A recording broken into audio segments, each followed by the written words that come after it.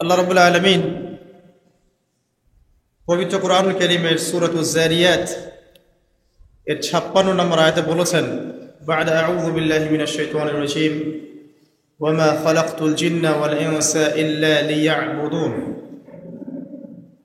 আল্লাহ পাক বলেছেন, আমি জিন এবং মানব জাতিকে শুধুমাত্র আমার ইবাদত করার জন্যই সৃষ্টি করেছি।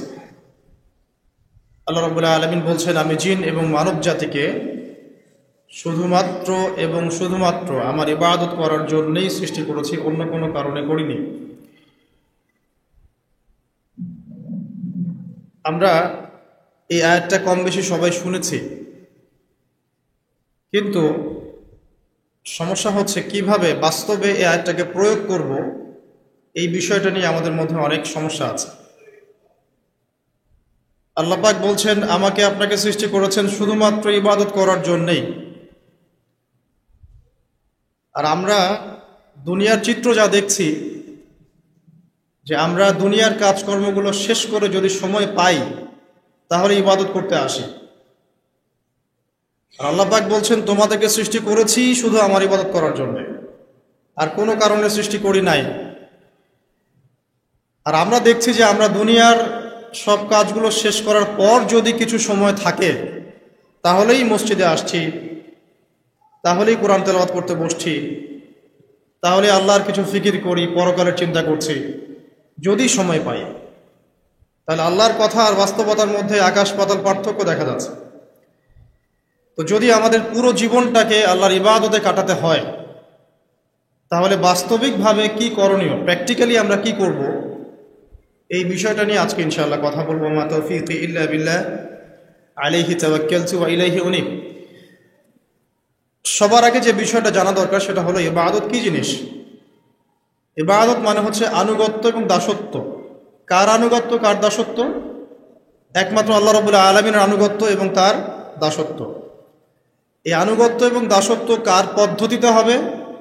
উত্তর, মহান আল্লাহ প্রেরিত সর্বশেষ নবী মুহাম্মদুর রাসূলুল্লাহ সাল্লাল্লাহু আলাইহি ওয়াসাল্লামের দেখানো তরিকা এবং পদ্ধতিতে হতে হবে। তাহলে সারা জীবন ইবাদতে কাটানোর কি পদ্ধতি?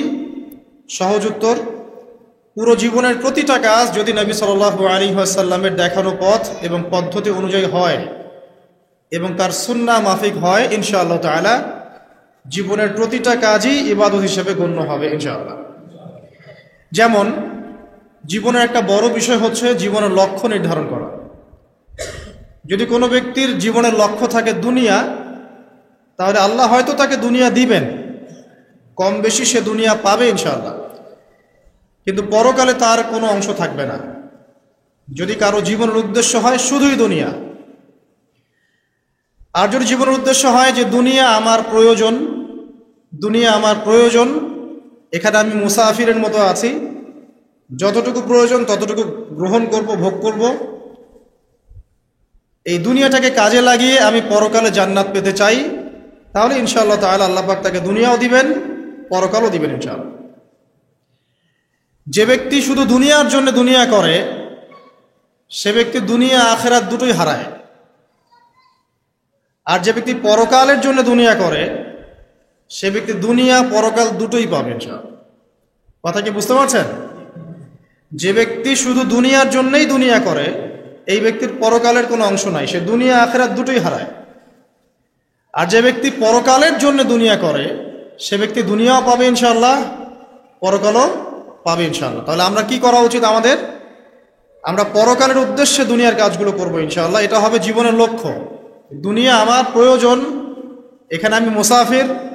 দুনিয়াতে আল্লাহ পাক নির্দিষ্ট সময় দিয়েছেন, কারো 20, 30, 40, 50 বা 100 বছর হায়াত আছে।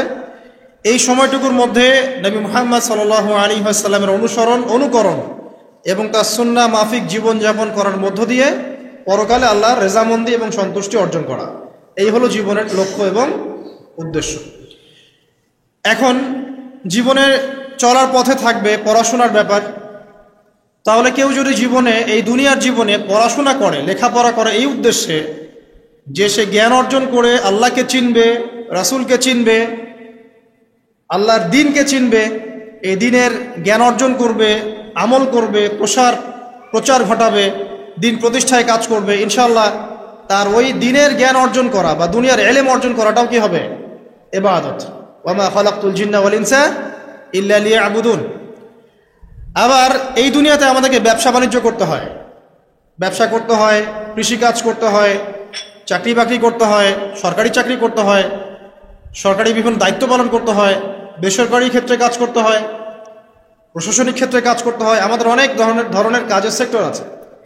এই প্রতিটা কাজের সেক্টর যদি এই উদ্দেশ্যে মানুষ করে যে এর উদ্দেশ্য হচ্ছে দুনিয়াতে আমি একটা স্ট্যাটাস চাই, একটা সম্মান চাই, একটা বাড়ি চাই, একটা গাড়ি চাই, একটা সুন্দরী নারী চাই, তাহলে তার এই পুরো কাজ পরকালের স্বার্থে হবে না। এই পুরো কাজগুলো করার মধ্য দিয়ে সে পরকালে কোনো নেকি পাবে না। কিন্তু আমরা ব্যবসায়ী করি আর কৃষিকাজই করি আর সরকারি চাকরি করি বা বেসরকারি চাকরি করি, যাই করি, এগুলোর উদ্দেশ্য যদি হয় পরকাল অর্জন করা, এগুলোর মধ্য দিয়ে আল্লাহর সন্তুষ্টি অর্জন করা, এবং আমরা আমাদের কাজে সৎ থাকি, অনেস্ট থাকি, আশা করা যায় ইনশাআল্লাহ দুনিয়ার এই কাজগুলোও ইবাদত হিসেবে গণ্য হবে ইনশাআল্লাহ। তাহলে জীবনের প্রতিটা ক্ষেত্রেই ইবাদত করা সম্ভব। আমরা কি করি দুনিয়াতে? পরিবারকে সময় দেই, বিয়ে শাদী করি, বাচ্চা কাচ্চা প্রতিপালন করি, এক কথায় পারিবারিক দায়িত্বগুলো আমরা পালন করি। যদি পৃথিবীতে আমরা শুধু দুনিয়ার ভোগবিলাসের কারণে বিয়ে শাদী করি, বাচ্চা কাচ্চা নেই, জাস্ট দুনিয়ার জিনাত, অনলি দুনিয়ার জিনাত, এইসব কারণে যদি আমরা করি, তাহলে আপনার দুনিয়ার কাজগুলো দুনিয়া হিসেবেই গণ্য হবে, এটা পরকালের স্বার্থে গণ্য হবে না। আর পক্ষান্তরে যদি আপনি দুনিয়ার এই পারিবারিক জীবনটাও, আপনার পরিবার, আপনার ভরণ পোষণ, আপনার রিজিক, সন্তান সন্ততি প্রতিপালন করা, এই প্রত্যেকটা কাজের উদ্দেশ্য এমন করে ফিক্স করেন যে এগুলোর মধ্য দিয়ে আমি আল্লাহর সন্তুষ্টি চাচ্ছি, ইনশাআল্লাহ আপনার এই প্রত্যেকটা কাজই পরকালের নেকির মাধ্যম হিসেবে গণ্য হবে ইনশাআল্লাহ আযজা ওয়া জাল। তো অল্প কথা আমরা বুঝতে পারলাম যে আল্লাহ পাক এই পৃথিবীতে আমাদেরকে পাঠিয়েছেন শুধুমাত্র তার ইবাদত করার জন্যে। আর দুনিয়ার প্রত্যেকটা কাজ তখনই ইবাদত হিসেবে গণ্য হবে যখন কাজগুলো নবী সাল্লাল্লাহু আলাইহি ওয়াসাল্লামের সুন্নাহ মাফিক হবে এবং আমাদের নিয়াত ঠিক থাকবে। নিয়াতটা হবে দুনিয়ার উদ্দেশ্যে নয়, আল্লাহর সন্তুষ্টি আর পরকালের স্বার্থে আমি দুনিয়ার কাজগুলো করছি। আমার কথা কি বুঝতে পারছেন? এই উদ্দেশ্যে যদি আমরা দুনিয়ার কাজগুলো করি, ইনশাআল্লাহ প্রতিটা কাজই কি হবে? ইবাদত হিসেবে গণ্য হবে। এগুলো হচ্ছে তাত্ত্বিক কথা। এখন প্র্যাকটিক্যাল কথায় আসেন যে কিভাবে আমরা আমাদের জীবনটাকে আল্লাহ পাকের রেজামন্দিতে সন্তুষ্টির অর্জনের মাধ্যম হিসেবে ব্যয় করব। কিভাবে সম্ভব? আমরা তো তাত্ত্বিক অনেক কথাই বলছি যে করতে হবে, কিভাবে করব, প্র্যাকটিক্যালি কিভাবে করব, এই বিষয়টাই সবচেয়ে বেশি গুরুত্বপূর্ণ। আজকের খুতবা এর মূল আলোচ্য বিষয় এটাই। খুতবা চলাকালীন এদিক ওদিকে দেখার দরকার নাই, রেকর্ডিং হচ্ছে। আর আপনারা তো অজপাড়াগার মানুষ না যে কখনো ক্যামেরা দেখেন নাই, তাই না? আর বাচ্চা কাচ্চারা ওদের মতো থাকবে, ওদেরকে থাকতে দেন। যারা আমরা প্রাপ্তবয়স্ক আছি তারা আমরা খুতবায় মনোযোগ দেই এবং খুতবার মাঝখানে কোনো কথাবার্তা না বলি, মোবাইল ফোনে ব্যস্ত না থাকি। আর একটা বিষয় আমাদের জানা উচিত যে জুমার দিনে এই যে খুতবা চলছে, এই খুতবা চলাকালীন সময়ে আল্লাহ পাক দোয়া কবুল করেন।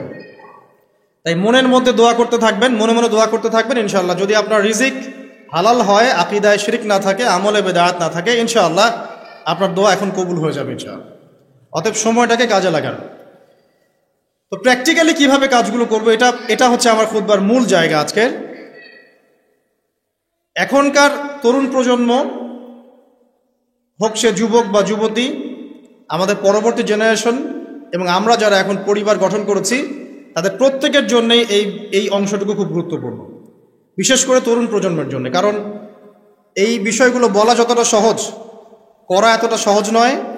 তবে তরুণরা চাইলে সম্ভব ইনশাআল্লাহ তাআলা। আল্লাহ পাক তৌফিক দান করুন, আমিন। আসুন আয়াতটা আগে মাথায় নেই। আল্লাহ পাক কি বলেছেন সূরা জারিয়াত 56 নম্বর আয়াতে? ওয়ামা খালাকতুল জিন্না ওয়াল ইনসা ইল্লা লিয়াবুদুন। আমি জিন এবং মানব জাতিকে শুধুমাত্র আমার ইবাদত করার জন্যই সৃষ্টি করেছি, ব্যাস। আর আপনাকে আমাকে কেন পাঠিয়েছেন আল্লাহ পাক দুনিয়ায়?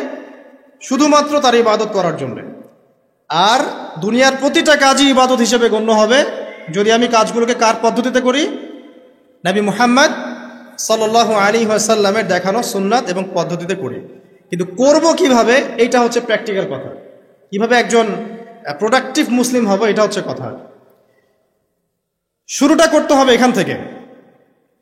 শুরুটা করতে হবে এখান থেকে যে আজকে থেকে নিয়াত করতে হবে যে আগামী যতদিন আল্লাহ পাক বা যত বছর যত যুগ আমাকে পৃথিবীতে বাঁচিয়ে রাখবেন, তার প্রত্যেকটা দিন আমি এই সুন্নাহর উপর আমল করার চেষ্টা করবো ইনশাআল্লাহ। যদি পারি না পারি সেটা পরের ব্যাপার, আগে নিয়াত থাকবে আমি আমার জীবনের শেষ দিন পর্যন্ত এভাবেই এই পদ্ধতিতে আমল করে যাওয়ার চেষ্টা করব ইনশাআল্লাহ তাআলা। শুরুটা করতে হবে এখান থেকে যে আজকে এশার নামাজ যখন হয়ে যাবে, এশার নামাজ এখানে হয় হয়তোবা 9টায় বা 9:15, প্রত্যেকটা মসজিদে এভাবেই হচ্ছে। 9টায় হোক আর 9:15তেই হোক, আমরা এশার নামাজ জামাতে পড়ার চেষ্টা করবো ইনশাআল্লাহ তাআলা। জামাতে নামাজ পড়ার পরে বাসায় গিয়ে খাওয়া দাওয়া করেই ঘুমিয়ে পড়তে হবে। আজকে থেকে আমাদের ট্রেনিং শুরু, কিভাবে আমি আমার জীবনের পুরো বিষয়টাকে ইবাদত হিসেবে কাটাবো, এটা ট্রেনিং শুরু হবে এখান থেকে, এশার নামাজের পর থেকে। এই জায়গায় যদি আমরা ভুল করি, বা এই বিষয়টা শক্ত করে আঁকড়ে ধরতে ব্যর্থ হই, তাহলে বাকি সব কাজগুলো ভেস্তে যাবে। এটা ভালো করে মাথায় নেন। প্রথম কাজ কি? এশার নামাজের পরে কি করবেন? ঘুমিয়ে যাবেন। এখন এশার নামাজের পরে যদি খাবার খান, তারপরে কিছুক্ষণ পড়াশোনা করে হাঁটাহাঁটি করে ঘুমাবেন, কারণ খাবার খাওয়ার সাথে সাথেই বিছানায় যাওয়া উচিত নয়। আর যদি এশার নামাজের আগেই রাতের খাবার খেতে পারেন তাহলে সবচেয়ে বেশি ভালো। এইটাই সুন্নাহসম্মত, এশার নামাজের আগেই রাতের খাবার খেয়ে ফেলা, মাগরিব থেকে এশার মধ্যেই রাতের খাবার খেয়ে ফেলা, তারপরে মসজিদে এসে নামাজ পড়ে বাসায় গিয়ে ঘুমানো, এটা সবচেয়ে বেস্ট। এখন ঘুমানোর আগে কি করবেন? ঘুমানোর আগে আপনি প্রথমত পড়বেন আয়াতুল কুরসি। আয়াতুল কুরসি কোনটা?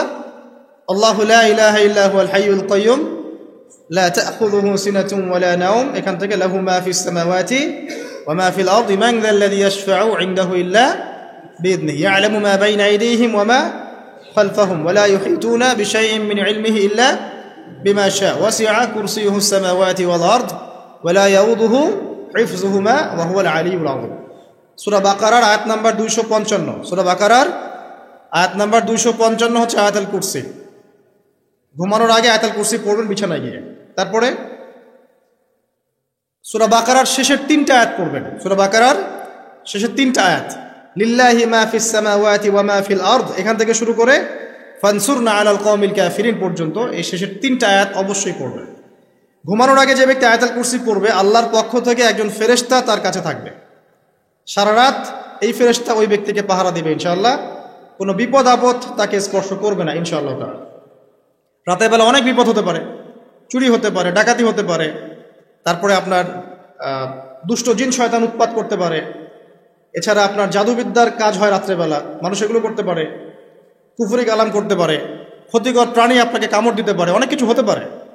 আপনি তো ঘুমের মধ্যে আছেন, আপনি জানেন না কি হচ্ছে। অতএব আয়াতুল কুরসি পড়বেন, ইনশাআল্লাহ আল্লাহ পাক আপনাকে হেফাজত করবে ইনশাআল্লাহ। আর সূরা বাকারার শেষের 3টা আয়াত কেন পড়বেন? কারণ নবী সাল্লাল্লাহু আলাইহি ওয়াসাল্লাম বলেছেন, রাতের বেলা সূরা বাকারার 3টা আয়াত যে ব্যক্তি পড়বে, সারা রাত যদি আপনি নফল নামাজ পড়তেন যে নেকি হতো, এই 3 আয়াত পড়ার মাধ্যমে সেই নেকি হয়ে যাবে ইনশাআল্লাহ। ঠিক আছে? সারা রাত ধরে নফল নামাজ পড়া কি কষ্টকর না? এটা সবচেয়ে সহজ হচ্ছে আপনার সূরা বাকারার শেষের 3টা আয়াত পড়বেন, ঘুমিয়ে যাবেন ইনশাআল্লাহ, সারা রাতের নেকি আপনার আমলনামায় লেখা হবে। এগুলো শুধু বললেই হবে না আর শুনলেই হবে না, আমল করতে হবে কবে থেকে? ইনশাআল্লাহ আজকে থেকে। আল্লাহ পাক সবাইকে আমল করার তৌফিক দান করুন, আমিন। এরপর কি করবেন? এরপর 3 কুল পড়বেন। কয় কুল? 3 কুল। কোনটাকে 3 কুল বলে? বিসমিল্লাহির রহমানির রহিম, কুল হুয়াল্লাহু আহাদ এটা একটা, কুল আউযু বিরাব্বিল ফালাক এটা একটা, কুল আউযু বিরাব্বিন নাস এটা একটা। এই 3টা সূরা কার মুখস্থ নাই? এমন কেউ কি আছে যে এই 3টা সূরা মুখস্থ নাই? আছে? যদি থাকে তার গলায় দড়ি দেওয়া উচিত। যদি এমন কেউ থেকে থাকে মুসলিম সমাজে যার এই 3 কুল মুখস্থ নাই, তার গলায় দড়ি দেওয়া উচিত লজ্জায়। আত্মহত্যা করতে উৎসাহিত করছি না। ও যে পরীক্ষার রেজাল্ট খারাপ হলে আত্মহত্যা করে না, দেখেন না? তারও আগে তো তোমার লটকানো উচিত ছিল এই জন্য যে তুমি 3 কুলি পড়তে পারো না। এখন মুসলিম সমাজে বড় হয়ে মুসলিম পরিবারে জন্মগ্রহণ করে 3 কুল যে পড়তে পারে না, তার কি দরকার আছে বেঁচে থাকার? কি কোন মুখ নিয়ে আল্লাহর সামনে দাঁড়াবেন? কোন মুখ নিয়ে নবী সাল্লাল্লাহু আলাইহি ওয়াসাল্লামের সামনে যাবে? ইয়া রাসূলুল্লাহ, আপনার উপরে পুরো 30 পারা কোরআন নাযিল হয়েছিল, আমি 3 কুলি মুখস্থ করতে পারি নাই, আমার জন্য সুপারিশ করেন। এই কথা কোন মুখ নিয়ে বলতে যাবে? তবে কোরআন একটা কিতাব, আলহামদুলিল্লাহ। একজন হিরোইন খোরও দেখবেন সূরা ফাতিহা পড়তে পারে, তাই না? একজন হিরোইন খোরকেও দেখবেন সূরা ফাতিহা বলতে পারে। কোরআনের মুজিজা, সবার মনের মধ্যে আল্লাহ পাক কোরআন ঢুকিয়ে দিবেন। তবে চেষ্টা থাকতে হবে না, চেষ্টা করতে হবে। বাচ্চাদেরকে শেখান, বাচ্চাদেরকে লাড়ালাপ্পা না শিখিয়ে বাচ্চাদেরকে ভালো কিছু শেখান। নাহলে এইসব সন্তানরা, এইসব যুবক যুবতীরা বড় হয়ে যে ফিল্ম স্টারদের পিছনে দৌড়াবে, পর্ন স্টারদের পিছনে দৌড়াবে। বিদেশ থেকে কোনো মেয়ে যদি বাংলাদেশে আসে নাচতে, এদেরকে দেখতে টিকিট কাটতে যাবে 12,000 15,000 টাকা দিয়ে। সুসন্তান মানুষ করে যান, কুলাঙ্গার প্রজন্ম জন্ম দিয়ে কি দরকার? এর চেয়ে বাচ্চা নেওয়ারই দরকার নাই। যদি বাচ্চা কাচ্চা এভাবেই মানুষ করবেন তাহলে নেওয়ারই দরকার নাই ভাই। বন্ধা থাকেন, বিয়েই করার দরকার নাই আপনার। বাচ্চা তো মানুষ করতে পারছেন না। আল্লাহ পাক আমাদেরকে বোঝার তৌফিক দেন। 3 কুল পড়ে ঘুমাবেন। 3 কুলের মধ্যে একটা সূরা ইখলাস, একটা সূরা ফালাক, একটা সূরা নাস। কি হবে এটা পড়লে? নবী সাল্লাল্লাহু আলাইহি ওয়াসাল্লাম বলছেন দৃশ্য বা অদৃশ্য, মানে যা দেখা যায় যা দেখা যায় না, এই দৃশ্য অদৃশ্যের জগতের কোনো ক্ষতি তাকে স্পর্শ করবে না। প্রোটেকশন, আল্লাহর পক্ষ থেকে প্রোটেকশন। আর এটা যখন রাতে পড়বেন তখন এভাবে পড়বেন, একবার সূরা ইখলাস কুল হুয়াল্লাহু আহাদ, তারপর সূরা ফালাক কুল আউযু বিরাব্বিল ফালাক, তারপর সূরা নাস কুল আউযু বিরাব্বিন নাস পড়ে 2 হাত একত্রিত করে ফু দিবেন, দিয়ে মাথা থেকে নিয়ে এভাবে পুরো মাথা থেকে নিয়ে পুরো বডি এভাবে মাসাহ করবেন, এভাবে। ঠিক আছে? এটা 3 বার পড়বেন, একবার না। একবার পড়বেন আরেকবার 3 বার। এরপরে পড়বেন সূরা কাফিরুন। কোন সূরা? কুল ইয়া আইয়ুহাল কাফিরুন লা আ'বুদু মা তা'বুদুন। এই সূরাটা পড়বেন লাকুম দীনুকুম ওয়ালিয়া দীন পর্যন্ত। কি হবে? আল্লাহর রাসূল সাল্লাল্লাহু আলাইহি ওয়াসাল্লাম বলছেন যে রাতের বেলা ঘুমানোর আগে কেউ যদি সূরা কাফিরুন তেলাওয়াত করে ঘুমিয়ে যায়, আল্লাহ পাক ওই ব্যক্তিকে শিরকের পাপ থেকে মুক্ত রাখবে ইনশাআল্লাহ। আমি অনেক লেকচারে বলেছি, আবার বলছি যে যত মানুষ জাহান্নামে যাবে, হাজারে যে 999 জন মানুষই জাহান্নামে যাবে, তাদের আমলনামার মূল পাপটা হচ্ছে শিরক। কথা বুঝতে পারছেন? এই যে হাজারে যে পুরো 99% মানুষ জাহান্নামে যাচ্ছে, এটা তো হাদিস। তার মধ্যে যারা জাহান্নামে যাবে তাদের আমলনামায় সবচেয়ে কমন যে পাপটা থাকবে সেটা হলো কি? শিরকের পাপ। কারণ শিরক ছাড়া আল্লাহ পাক যে কোনো পাপ তওবা করলেই যাকে ইচ্ছা মাফ করে দিতে পারে। শিরকরত অবস্থায় কোনো মানুষ যদি মারা যায় তাহলে সে ব্যক্তি জাহান্নামে যাবে, এটাই চূড়ান্ত। ইল্লা মাশাআল্লাহ। তো সূরা কাফিরুন যদি আপনি তেলাওয়াত করেন, আল্লাহ পাক আপনাকে শিরক থেকে বাঁচাবেন। শিরক সম্পর্কে বিস্তারিত জানার জন্য আপনি পড়েন কিতাবুত তাওহীদ। কোন বই? কিতাবুত তাওহীদ। এই বইটাকে পড়েন, দেখবেন এখানে শিরকের সমস্ত বিষয়গুলো লেখা আছে। কোন কোন কাজ করলে শিরক হয়, কোন কোন কথা বললে শিরক হয়, কি চিন্তা করলে শিরক হয়। মনে রাখেন, এই যুগে সবচেয়ে বেশি যে পাপে মানুষ ডুবে আছে এটা হলো শিরকের পাপ। শুধু শিরক নিয়ে আমি আলাদা লেকচার দিব ইনশাআল্লাহ, কারণ এখন শিরকের আলোচনা শুরু করলে আর প্রোডাক্টিভ মুসলিম আলোচনা করতে পারবো না। এটা এত ডিটেলস একটা সাবজেক্ট। মনে রাখবেন, শিরক চিন্তায় হয়, কথায় হয় এবং কাজে হয়। এই 3 শ্রেণীর শিরকের বিস্তারিত বিবরণ দেওয়া আছে কিতাবুত তাওহীদ নামক একটা বই, বাজারে কিনতে পাওয়া যায়, পড়ে দেখবেন। আর কি? রাতের বেলা শোয়ার আগে পড়বেন 33 বার সুবহানাল্লাহ, 33 বার আলহামদুলিল্লাহ এবং 34 বার আল্লাহু আকবার। আল্লাহর পক্ষ থেকে আপনার শরীরে শক্তি আসবে। এটা যারা নিয়মিত আমল করে, আল্লাহর পক্ষ থেকে তাদের শরীরে শক্তি আসে। হ্যাঁ, কারণ এইটা রাসূল সাল্লাল্লাহু আলাইহি ওয়াসাল্লাম কাকে শিখিয়ে দিয়েছেন? তার মেয়ে ফাতিমা রাদিয়াল্লাহু আনহাকে। ফাতিমা রাদিয়াল্লাহু আনহা এবং আলী রাদিয়াল্লাহু আনহু, তারা দুজন গিয়েছেন আল্লাহ রাসূলের দরবারে, গিয়ে বলেছেন আমাদেরকে একজন দাসী বা দাস দিন। বাসার অনেক কাজ আমরা করতে পারি না, লাগে না কাজের মানুষ? নবী সাল্লাল্লাহু আলাইহি ওয়াসাল্লাম বলছেন যে আমি কি তোমাদেরকে এমন কিছু শিখিয়ে দিব যেটা তোমাদের এই দাসের অভাব পূরণ করে দিবে, প্রয়োজন হবে না? অবশ্যই শিখিয়ে দিন। তখন নবীজি শিখালেন সাল্লাল্লাহু আলাইহি ওয়াসাল্লাম যে ঘুমানোর আগে 33 বার সুবহানাল্লাহ পড়বে, 33 বার আলহামদুলিল্লাহ এবং 34 বার আল্লাহু আকবার। তোমাদের দাস দাসীর প্রয়োজন হবে না ইনশাআল্লাহ।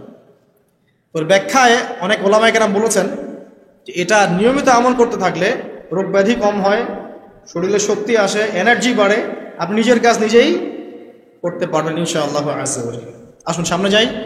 এরকম ঘুমানোর আরো বেশ কিছু আমল আছে, আমি অল্প কয়েকটা বললাম, এগুলোই করা শুরু করেন, আল্লাহ তৌফিক দান করুন। আর যদি পারেন ওযু করে ঘুমাতে পারলে আরো বেশি ভালো হয়। এবার আপনি ঘুমাচ্ছেন ডান কাত হয়ে, কি পড়বেন এই সময়? আল্লাহুম্মা বিসমিকা আমুতু ওয়া আহইয়া, আলহামদুলিল্লাহ, দোয়া সবার মুখস্থ আছে। এবার ঘুমান। এই যে ঘুমাচ্ছেন আপনি 3 ঘন্টা বা 4.5 ঘন্টা বা 6 ঘন্টা, আপনার এই পুরো ঘুমটা হবে ইবাদত ইনশাআল্লাহ তাআলা। এবং পবিত্র অবস্থায় ঘুমানোর অভ্যাস করতে থাকলে আল্লাহর পক্ষ থেকে আপনি সত্য স্বপ্ন দেখতে পারেন। এখনকার সায়েন্স এগুলা বিশ্বাস করে না, আর এই সায়েন্সকে নিয়ে আমার কোনো মাথা ব্যথাও নাই, কারণ এই আজকে একটা কথা বলে কালকে একটা কথা বলে, ঠিক আছে? তো আল্লাহর পক্ষ থেকে আপনি সত্য স্বপ্ন দেখতে পারেন। ইউসুফ আলাইহিস সালাম জেলখানায় বন্দী, সূরা ইউসুফ পড়ে দেখেন। তখন কয়েদিদের মধ্যে 2 জন স্বপ্ন দেখেছে। একজন স্বপ্ন দেখছে তার মাথার উপরে রুটি, উপর থেকে পাখি এটা ঠোকরে কি করছে, খেয়ে নিয়ে চলে যাচ্ছে। আরেকজন স্বপ্ন দেখেছে যে সে শরাব পান করাচ্ছে একজনকে, আছে না সূরা ইউসুফে? তো ইউসুফ আলাইহিস সালাম বললেন যে যার মাথা থেকে পাখি ঠোকরায় খেয়ে নিচ্ছে খাবার, তাকে শুলদণ্ড দেওয়া হবে, আর যে শরাব পান করাচ্ছে সে অতি শীঘ্রই মুক্ত হয়ে যাবে, জেল থেকে ছাড়া পেয়ে যাবে। কয়দিন পর তাই হলো। এই যে স্বপ্ন যারা দেখেছে এরা কি মুসলিম? এই স্বপ্ন যারা দেখেছে এরা কিন্তু মুসলিম না। ইউসুফ আলাইহিস সালাম মুসলিম, তিনি আল্লাহর নবী, তিনি স্বপ্নের ব্যাখ্যা করছেন, কিন্তু এখানে একজন অমুসলিমের স্বপ্ন সত্য হয়েছে। একজন অমুসলিমকে আল্লাহ পাক স্বপ্ন দেখাতে পারেন, দলিল আছে কোরআনে। সত্য স্বপ্ন বলে একটা বিষয় আছে, যেটার জন্য অবশ্যই আল্লাহর পক্ষ থেকে নূর দরকার, স্বচ্ছ একটা মন দরকার, কলবুন সালিম দরকার, বেশি বেশি আমল দরকার, হ্যাঁ, আধ্যাত্মিকত্ব দরকার, আল্লাহর মারিফত দরকার, তারপরে ইনশাআল্লাহ সত্য স্বপ্নের প্রশ্ন আসবে। সারাদিন টিভি দেখে, গান সিরিয়াল দেখে, গালিগালাজ করে, গীবত তহমত করে, খোঁচাখুচি করে, চুলাচুলি করে, এদের সাথে সত্য স্বপ্নের কি সম্পর্ক? এদেরকে তো শয়তান স্বপ্ন দেখাবে। কথা বুঝতে পারছেন না? ফজরের নামাজের পরে নবী সাল্লাল্লাহু আলাইহি ওয়াসাল্লাম বসে থাকতেন, সাহাবীরা তাকে বলতেন কে কোন স্বপ্ন দেখেছেন, তিনি বলতেন, এবং তিনি স্বপ্নের ব্যাখ্যা ইন্টারপ্রিটেশন করতেন যে এটা এমন, এটা এমন। এমনকি এই যে আপনার উহুদের যুদ্ধের আগের রাতে অনেক সাহাবী স্বপ্ন দেখেছেন, এবং পরের দিন দেখবেন উহুদের দিনে অনেক সাহাবী শহীদ হয়েছে।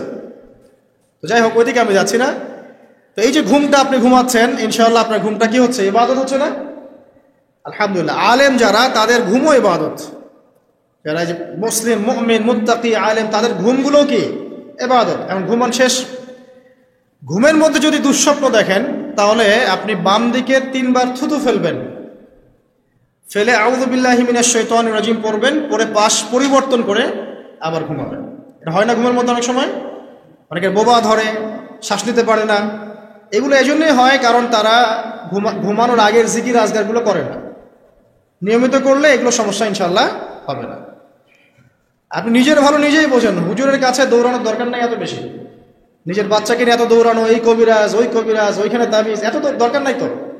নিজের আমল নিজে করেন, দেখবেন আপনি আল্লাহ পাকের পক্ষ থেকে নিরাপত্তার মধ্যে আছেন ইনশাআল্লাহ। আল্লাহ তৌফিক দান করুন, আমিন। এরপরে ঘুম থেকে উঠলেন, চেষ্টা করব আমরা ঘুম থেকে ওঠার কয়টার সময়? 5টায় যদি ফজরের নামাজ হয় বা 4:30 যদি ফজরের নামাজ হয়, মিনিমাম 4টায় উঠতে হবে। কয়টায়? 4টায়। এই জন্য যদি অ্যালার্ম দেন ঘড়িতে, অ্যালার্ম দিবেন প্রত্যেক 1.5 ঘন্টা পর পর। মনে করেন যে আপনি 1.5 ঘন্টা ঘুমাতে যাচ্ছেন, তাহলে 1.5 ঘন্টা পরে অ্যালার্ম সেট করবেন, অথবা 3 ঘন্টা পর, অথবা 4.5 ঘন্টা, অথবা 6 ঘন্টা। মানে 1.5 ঘন্টার গুণিতক দিয়ে আপনি অ্যালার্ম সেট করবেন, দেখবেন উঠতে পারবেন খুবই ইজিলি। এতে 1.5 ঘন্টায় আপনার ঘুমের সার্কেলটা পূর্ণ হয়। একটা ঘুমের সার্কেল পূর্ণ হতে আমাদের মাথায় তো রেস্টের দরকার আছে, এটা পূর্ণ হতে 1.5 ঘন্টার মতো সময় লেগে যায়। তো এটা একটা ট্রিক বললাম আপনাদেরকে, আপনি করতে পারেন, উপকৃত হবেন ইনশাআল্লাহ। তো ফজরের নামাজের মিনিমাম আধা ঘন্টা আগে আমাদেরকে ওঠার অভ্যাস করতে হবে। এই যে ঘুমটা ভাঙলো, ভাঙার সাথে সাথে কি করব? ভাঙার সাথে সাথে আল্লাহ শুকরিয়া, আলহামদুলিল্লাহিল্লাযী আহইয়ানা বা'দা মা আমাতানা ওয়া ইলাইহিন নুশুর। ব্যাস, এই যে ইবাদত হয়ে গেল। এবার আপনি আরেকটা দোয়া পড়বেন, এটা শিখে নেন। আপনি পড়বেন লা ইলাহা ইল্লাল্লাহ ওয়াহদাহু লা শারীকা লাহু লাহুল মুলকু ওয়া লাহুল হামদ ওয়া হুয়া আলা কুল্লি শাইইন কাদির সুবহানাল্লাহ আলহামদুলিল্লাহ ওয়া লা ইলাহা ইল্লাল্লাহ ওয়াল্লাহু আকবার লা হাওলা ওয়া লা কুওয়াতা ইল্লা বিল্লাহ আল্লাহুম্মা ইগফিরলি। এটা পড়ার পরে হাত তুলে দোয়া করেন, যা দোয়া করবেন তাই পাবেন ইনশাআল্লাহ। এটা জানতেন না? তো এই দোয়াটা হচ্ছে দোয়া কবুলের অস্ত্র। ঘুম থেকে ওঠার পর যদি এই দোয়াটা করে দোয়া করেন ইনশাআল্লাহ দোয়া কবুল হয়ে যাবে ইনশাআল্লাহ। আমাদের জীবনে চাওয়া পাওয়ার কি অভাব আছে? প্রচুর চাওয়া পাওয়া। বৈধ চাওয়া পাওয়াগুলোকে পাওয়ার জন্য আল্লাহর সাথে সম্পর্ক করতে হয়, আর আল্লাহ পাকের সাথে সম্পর্কে কিছু ওসিলা মাধ্যম লাগে। এই দোয়াগুলো হলো মাধ্যম, আমলগুলো হচ্ছে মাধ্যম। তো আল্লাহ পাক যেমনটা বলেছেন ফাযকুরুনি আযকুরকুম ওয়াশকুরুলি ওয়া লা তাকফুরুন, তোমরা আমাকে স্মরণ করো আমিও তোমাদেরকে স্মরণ করব। আল্লাহ পাক তো এভাবে বলেছেন, যখন একজন মানুষ মনে মনে আমাকে ডাকে আমিও মনে মনে ওকে স্মরণ করি। মনে করেন আপনি মনে মনে আল্লাহকে বলছেন, আল্লাহ আমি অসুস্থ, আমাকে শেফা দাও, বা আমার রিজিকের টেনশন আছে, আমার রিজিকের টেনশন দূর করে দাও, আল্লাহ আমাকে হেফাজত করো, আল্লাহ আমাকে দিনের জ্ঞান দাও, তোমার আনুগত্য করার তৌফিক দাও। এই যে মনে মনে আপনি আল্লাহকে ডাকছেন, নিঃসন্দেহে ওই মুহূর্তে আল্লাহ পাক আপনাকে স্মরণ করছে। সাত আসমান ভেদ করে আরশের উপর থেকে আল্লাহ পাক আপনাকে স্মরণ করছেন। আল্লাহ পাক বলছেন, যখন একজন মানুষ জনসমুখে আল্লাহকে স্মরণ করে, যেমন আমরা এখন করছি, জনসমুখে সবার সামনে আল্লাহর কথা আলোচনা করছি, আল্লাহ পাক বলছেন আমিও তখন এর চেয়ে অনেক উত্তম জনসমাবেশে ওই বান্দাদের কথা স্মরণ করি। আল্লাহ পাক আমাদের কথা স্মরণ করছেন, আমাদের কোনো ফিলিংস আছে? আল্লাহ আমাদের কথা স্মরণ করছেন, ওই যে যুবক ছেলে বসে বসে ফোন টিপছে, কোনো ফিলিংস আছে? মানে মনস্তাত্ত্বিকভাবে অন্তরে যখন নূর থাকে না, পাপ করতে করতে যখন অন্তরটা কলুষিত হয়ে যায়, কোনো ফিলিংস কাজ করে না। খুন করবে, কোনো ফিলিংস নাই। সুদ খাচ্ছে, কোনো ফিলিংস নাই। জেনা করছে ডেইলি, কোনো ফিলিংস নাই। দেখবেন ঘুষ নিচ্ছে, দুর্নীতি করছে, মানুষের সম্পদ আত্মসাৎ করছে, যারা বলবেন ফিলিংসও নাই যে আমি একটা পাপ করছি। কখন এরকম হয় জানেন? যখন এক কথায় যখন মানুষ পাপ করতে করতে করতে করতে, এই যে কলব বলে একটা কথা আছে, এই কলবের উপরে কালো কুৎসিত একটা মরিচা পড়ে যায়, তখন আর ফিলিংস কাজ করে না। তো ফিলিংস কাজ করানোর বুদ্ধি কি? দুইটা বুদ্ধি আছে। এক, বেশি বেশি কোরআন তেলাওয়াত করা, তাহলে অন্তরের মরিচা দূর হয়ে যাবে ইনশাআল্লাহ। আর দুই হচ্ছে বেশি বেশি মৃত্যুর কথা স্মরণ করা, তাহলে মনের মধ্যে যে কালিমাগুলো আছে আস্তে আস্তে দূর হবে ইনশাআল্লাহ। মৃত্যুর কথা কে স্মরণ করে? এখন মানুষ তো চলাফেরা করে এমন ভাবে যে কোনোদিন মরবেই না। কে স্মরণ করে? যে টেবিলের তল দিয়ে ঘুষ নিচ্ছে ও স্মরণ করে মৌতের কথা? যে মেয়েটা বোরখা পরে যে ডেটিং করে বেড়াচ্ছে, জেনা করে বেড়াচ্ছে, ও কি মৃত্যুর কথা স্মরণ করে? যে ছেলেটা এখনকার যুব সমাজের বেশিরভাগই মাদকের সাথে সম্পৃক্ত, গার্লফ্রেন্ড বয়ফ্রেন্ড অ্যাফেয়ার্সে আছে, হ্যাঁ, টিকটক প্রজন্ম, আড্ডাবাজি করে সময় কাটায়, গুন্ডামি করে, মাস্তানি করে, এর মৌতের কোনো ফিকির আছে? একজনকে বড় দায়িত্ব দেওয়া হয়েছে, সবার সম্পদ লুটপাট করে খাচ্ছে, এর মৌতের ফিকির আছে নাকি? এর মধ্যে ফেরাউনি চেতনা এসেছে, আনা রব্বুকুমুল আলা, আমি মহান রব, আমি তোমাদের মহান রব। ওদের মধ্যে ওই চেতনা কাজ করছে যে সূরা মুমিনুনে যেটা বলা আছে যে আমরা এখানেই জন্ম নেই, এখানেই মারা যায়, আমরা পুনরুত্থিত হব না। ইন হিয়া ইল্লা হায়াতুনা দুনিয়া নামুতু ওয়া নাহইয়া ওয়া মা নাহনু বিমাবউসিন, আমরা এই দুনিয়াতেই বাঁচি, দুনিয়াতেই মরি, আমাদের কোনো পুনরুত্থানের কিছু নাই। এদের চেতনা এমন। কে ফিকির করে মত? অথচ আপনি দেখছেন যে প্রতিনিয়তই কোনো কারণ ছাড়াই মানুষ নাই, কোনো কারণ লাগে না। এখন তো কারণ ব্যাখ্যা করতে আমরা পছন্দ করি, এই কারণে ওইটা হয়েছে, ওই কারণে এটা হয়েছে। এটাকে বলে কার্যকারণ তত্ত্ব। দর্শনের ভাষায় কি বলে? কার্যকারণ তত্ত্ব। এটা আপনারা ফিলোসফি পড়লে বুঝবেন। প্রত্যেকটা কাজের পিছনে একটা কারণ থাকে, আমরা কারণটা সার্চ করি বেশি। এখন কারণ ছাড়াই মানুষ ডেড। এই যে যাচ্ছে, উপরে একটা সুন্দর করে বড় একটা পাথর ঝুলছে, সব পাস হয়ে যাচ্ছে ওখান থেকে। মানে রাস্তায় কাজ চলছে, উপরে আবার একটা ঝুলছেও, আর মানুষ আবার অন্য দিয়ে যাতায়াতও করছে। তো যারা রাখছে ওদের ইন্টেলেকচুয়াল অবস্থা চিন্তা করেন, আর যারা আমরা তল দিয়ে যাচ্ছি তারও অবস্থা চিন্তা করেন। বুদ্ধিভিত্তিকভাবে আমরা কোন জায়গায় চিন্তা করেন? মানে মানুষ বিজি রোড দিয়ে যাচ্ছে, ওখানেই কাজ হচ্ছে, আবার যেখানে কাজ হচ্ছে দেখছি সেখানে আমরাও আবার তল দিয়ে যাচ্ছি। সবাই পাস হয়ে গেল, যাদের তাকদিরে লেখা ছিল মৌত একদম মুহূর্তের মধ্যে শেষ। কি কারণ ব্যাখ্যা করবেন? কোনো সায়েন্স দিয়ে ব্যাখ্যা করতে পারবেন? পারবেন না। ওই ময়মনসিংহে ওই যে মহিলারা যাচ্ছে, ট্রাক মেরে দিয়ে চলে গেল, মহিলার পেট থেকে বাচ্চা পেট ফেটে বাচ্চা বের হয়ে গেল, বাচ্চা জীবিত, মা ডেড। সায়েন্স দিয়ে ব্যাখ্যা করতে পারবেন? এটাই তাকদির।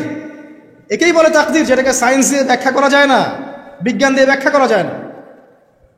এরকম ঘটনা কত ঘটছে অহরহ। দুজন বসে আছে, হাজব্যান্ড ওয়াইফ, হাজব্যান্ডের যাওয়ার কথা, হাজব্যান্ড ওয়াইফের গাড়িতে বসছে আর ওয়াইফ হাজব্যান্ডের গাড়ি ড্রাইভ করছে। আর এই হাজব্যান্ডের দুশ্মন যে ছিল সে টার্গেট করেছিল যে ওই লোকটাকে গুলি করে মারবে রাস্তায়। যেহেতু ওয়াইফ হাজব্যান্ডের গাড়ি ড্রাইভ করছে, রাস্তায় ওয়াইফ ডেড, হাজব্যান্ড জীবিত। তাকদির। তো তাকদিরকে কি আপনি এই ভাগ্যটা কি আপনি সায়েন্স দিয়ে ব্যাখ্যা করতে পারবেন? সম্ভব?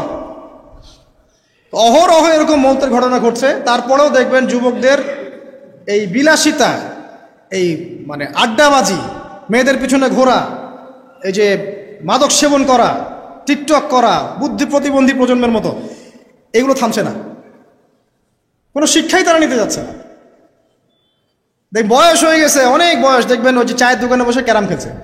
বুড়া মানুষ, তার হায়াতের কতদিন বাকি আছে আল্লাহ ভালো জানেন। দেখবেন দিব্যি, কোনো টেনশনই নাই, ক্যারাম বোর্ড খেলছে, ওখানে লুডো খেলছে। দেখেন এই যে আপনাদের গ্রামাঞ্চলে যে চায়ের স্টলগুলো আছে, দেখবেন ওই যে টিভি ছেড়ে রেখে দিবে, ঘন্টার পর ঘন্টা টিভি চলছে, মানুষ চা খাবে 1 কাপ আর টিভি দেখবে 5 ঘন্টা। ওর যে হায়াতের কোনো মূল্যই তার কাছে নাই। আল্লাহ পাক তাকে একটা সময় দিয়ে পাঠিয়েছেন, কোনো ফিলিংসই নেই। অথচ মানুষ প্রতিদিন, দিনে রাতে, প্রত্যেক দিন মানুষ অহরহ মারা যাচ্ছে।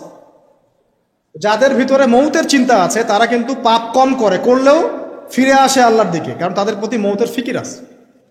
আর যাদের মৃত্যুর কোনো চিন্তা নাই, তারা এই রাজনীতি বলেন, অর্থনীতি বলেন, সমাজনীতি বলেন, আর এই পরিবার আর ধর্ম বলেন, সমস্ত ক্ষেত্রে পাপ করে বেড়াবে, কোনো ফিকির নেই।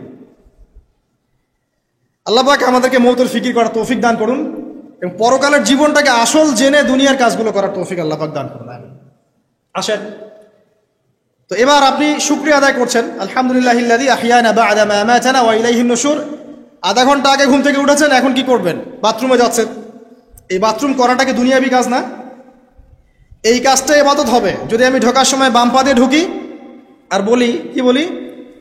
আল্লাহুম্মা ইন্নী আউযু বিকা মিনাল খুবসি ওয়াল খাবাইস।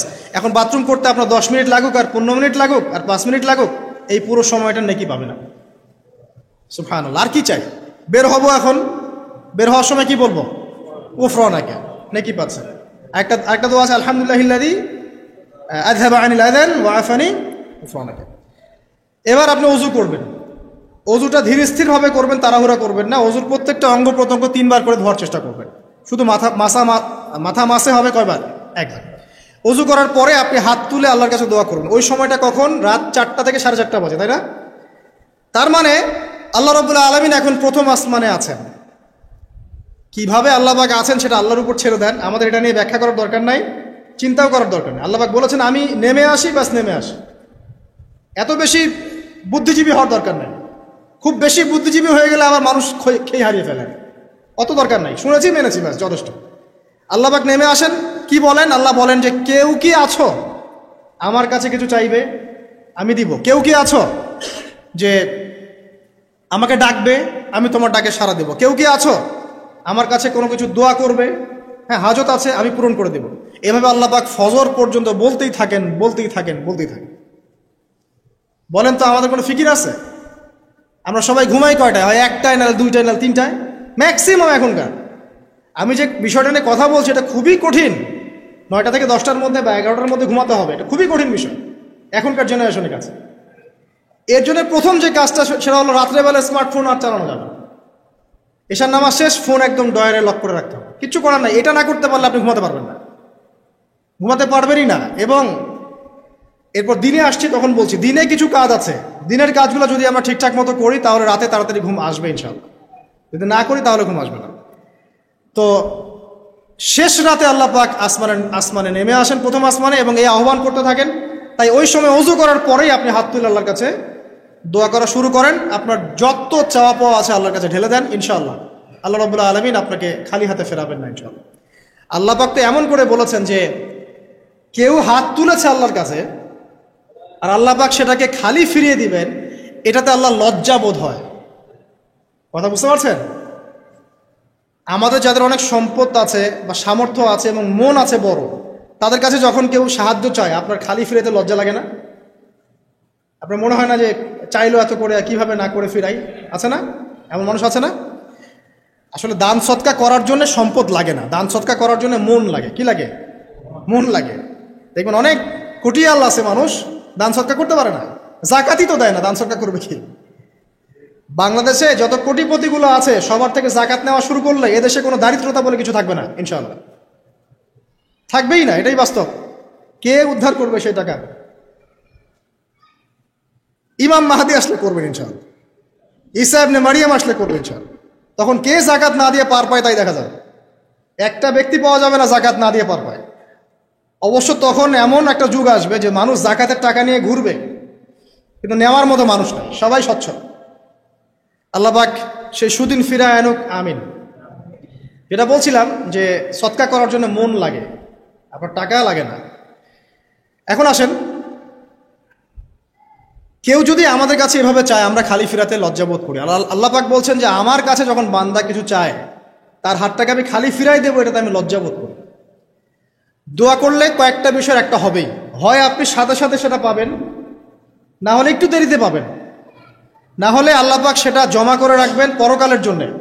পরকালে যখন আপনি দাঁড়াবেন আল্লাহর সামনে, আল্লাহ বলবেন দুনিয়াতে তুমি এই এই বিষয়গুলো চেয়েছিলে, আমি দুনিয়াতে দেই নাই, পরকালে তোমার জন্য সঞ্চিত রেখেছি, এখন না। তখন মানুষ কি বলবো জানেন? আমরা বলবো যে আল্লাহ দুনিয়াতে কিছুই যদি না পাইতাম আজকেই সব দিত তাহলেই হবে। তো বেশি বেশি দোয়া করার অভ্যাস তৈরি করেন, বেশি বেশি দোয়া করেন। দোয়াই ইবাদত, আর দোয়া হুয়া ইবাদা, দোয়াই ইবাদত। দোয়া করতে থাকেন, ইনশাআল্লাহ দেখবেন আল্লাহর সাথে আপনার সম্পর্ক গাঢ় হবে। যার সাথে আল্লাহর সম্পর্ক যত বেশি গাঢ় হবে ইনশাআল্লাহ সে তত বেশি পরকালের বাসিন্দা হবে, দুনিয়ার বাসিন্দা কম হবে। আল্লাহ পাকে নূর এবং মারিফত সে অর্জন করতে পারবে ইনশাআল্লাহ তাআলা।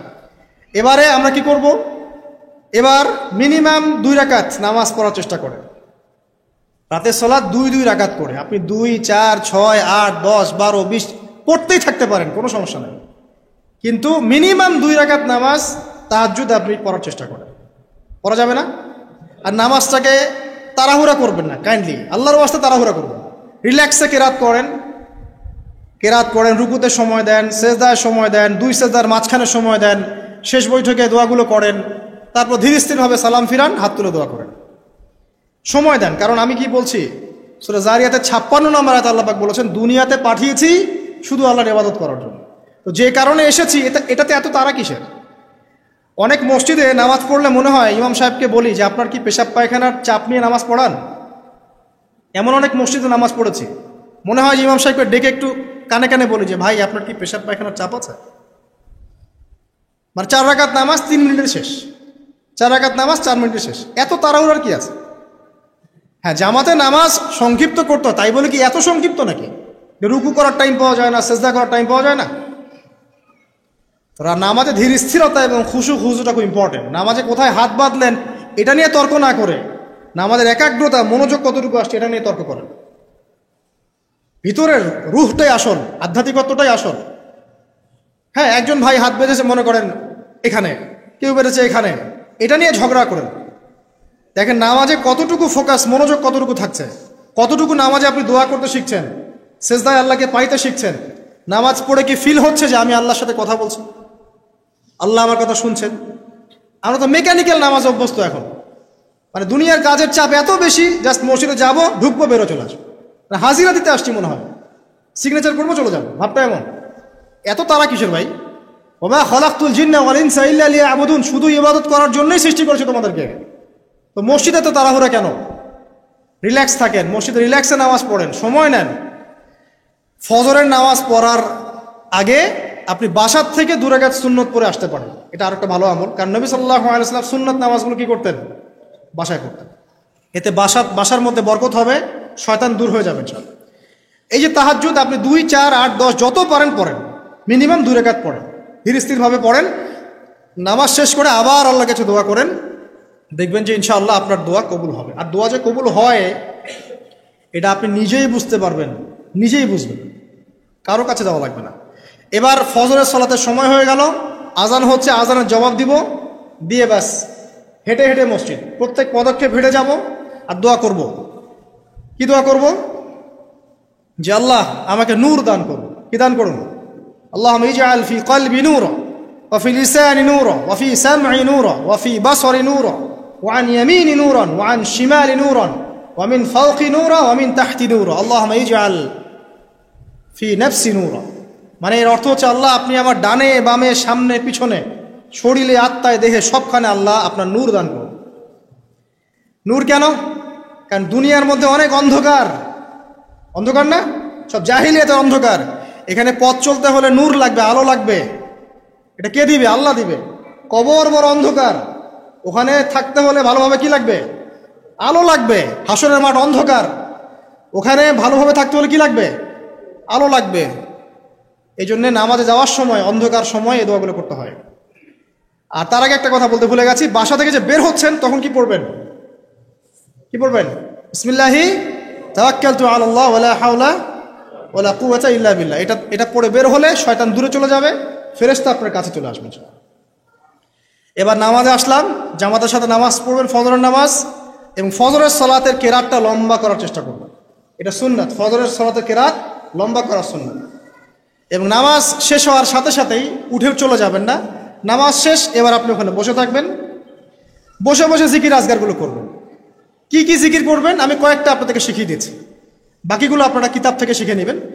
সালাম ফিরানো শেষ, প্রথমে একবার আল্লাহু আকবার, তারপরে 3 বার আস্তাগফিরুল্লাহ আস্তাগফিরুল্লাহ আস্তাগফিরুল্লাহ। এরপরে পড়বেন আল্লাহুম্মা আনতাস সালাম ওয়া মিনকাস সালাম তাবারাকতা ইয়া যাল জালালি ওয়াল ইকরাম পড়বেন। তারপরে আল্লাহুম্মা আইন্নি আলা যিকরিক ওয়া শুকরিকা ওয়া হুসনি ইবাদাতিক। এরপরে পড়তে পারেন আয়াতুল কুরসি, যেটা একটু আগে বলেছি, তাসবিহাত সুবহানাল্লাহ আলহামদুলিল্লাহ আল্লাহু আকবার 33 33 33, পরে কালিমা শাহাদা, অথবা 10 10 10ও পড়ার দলিল আছে।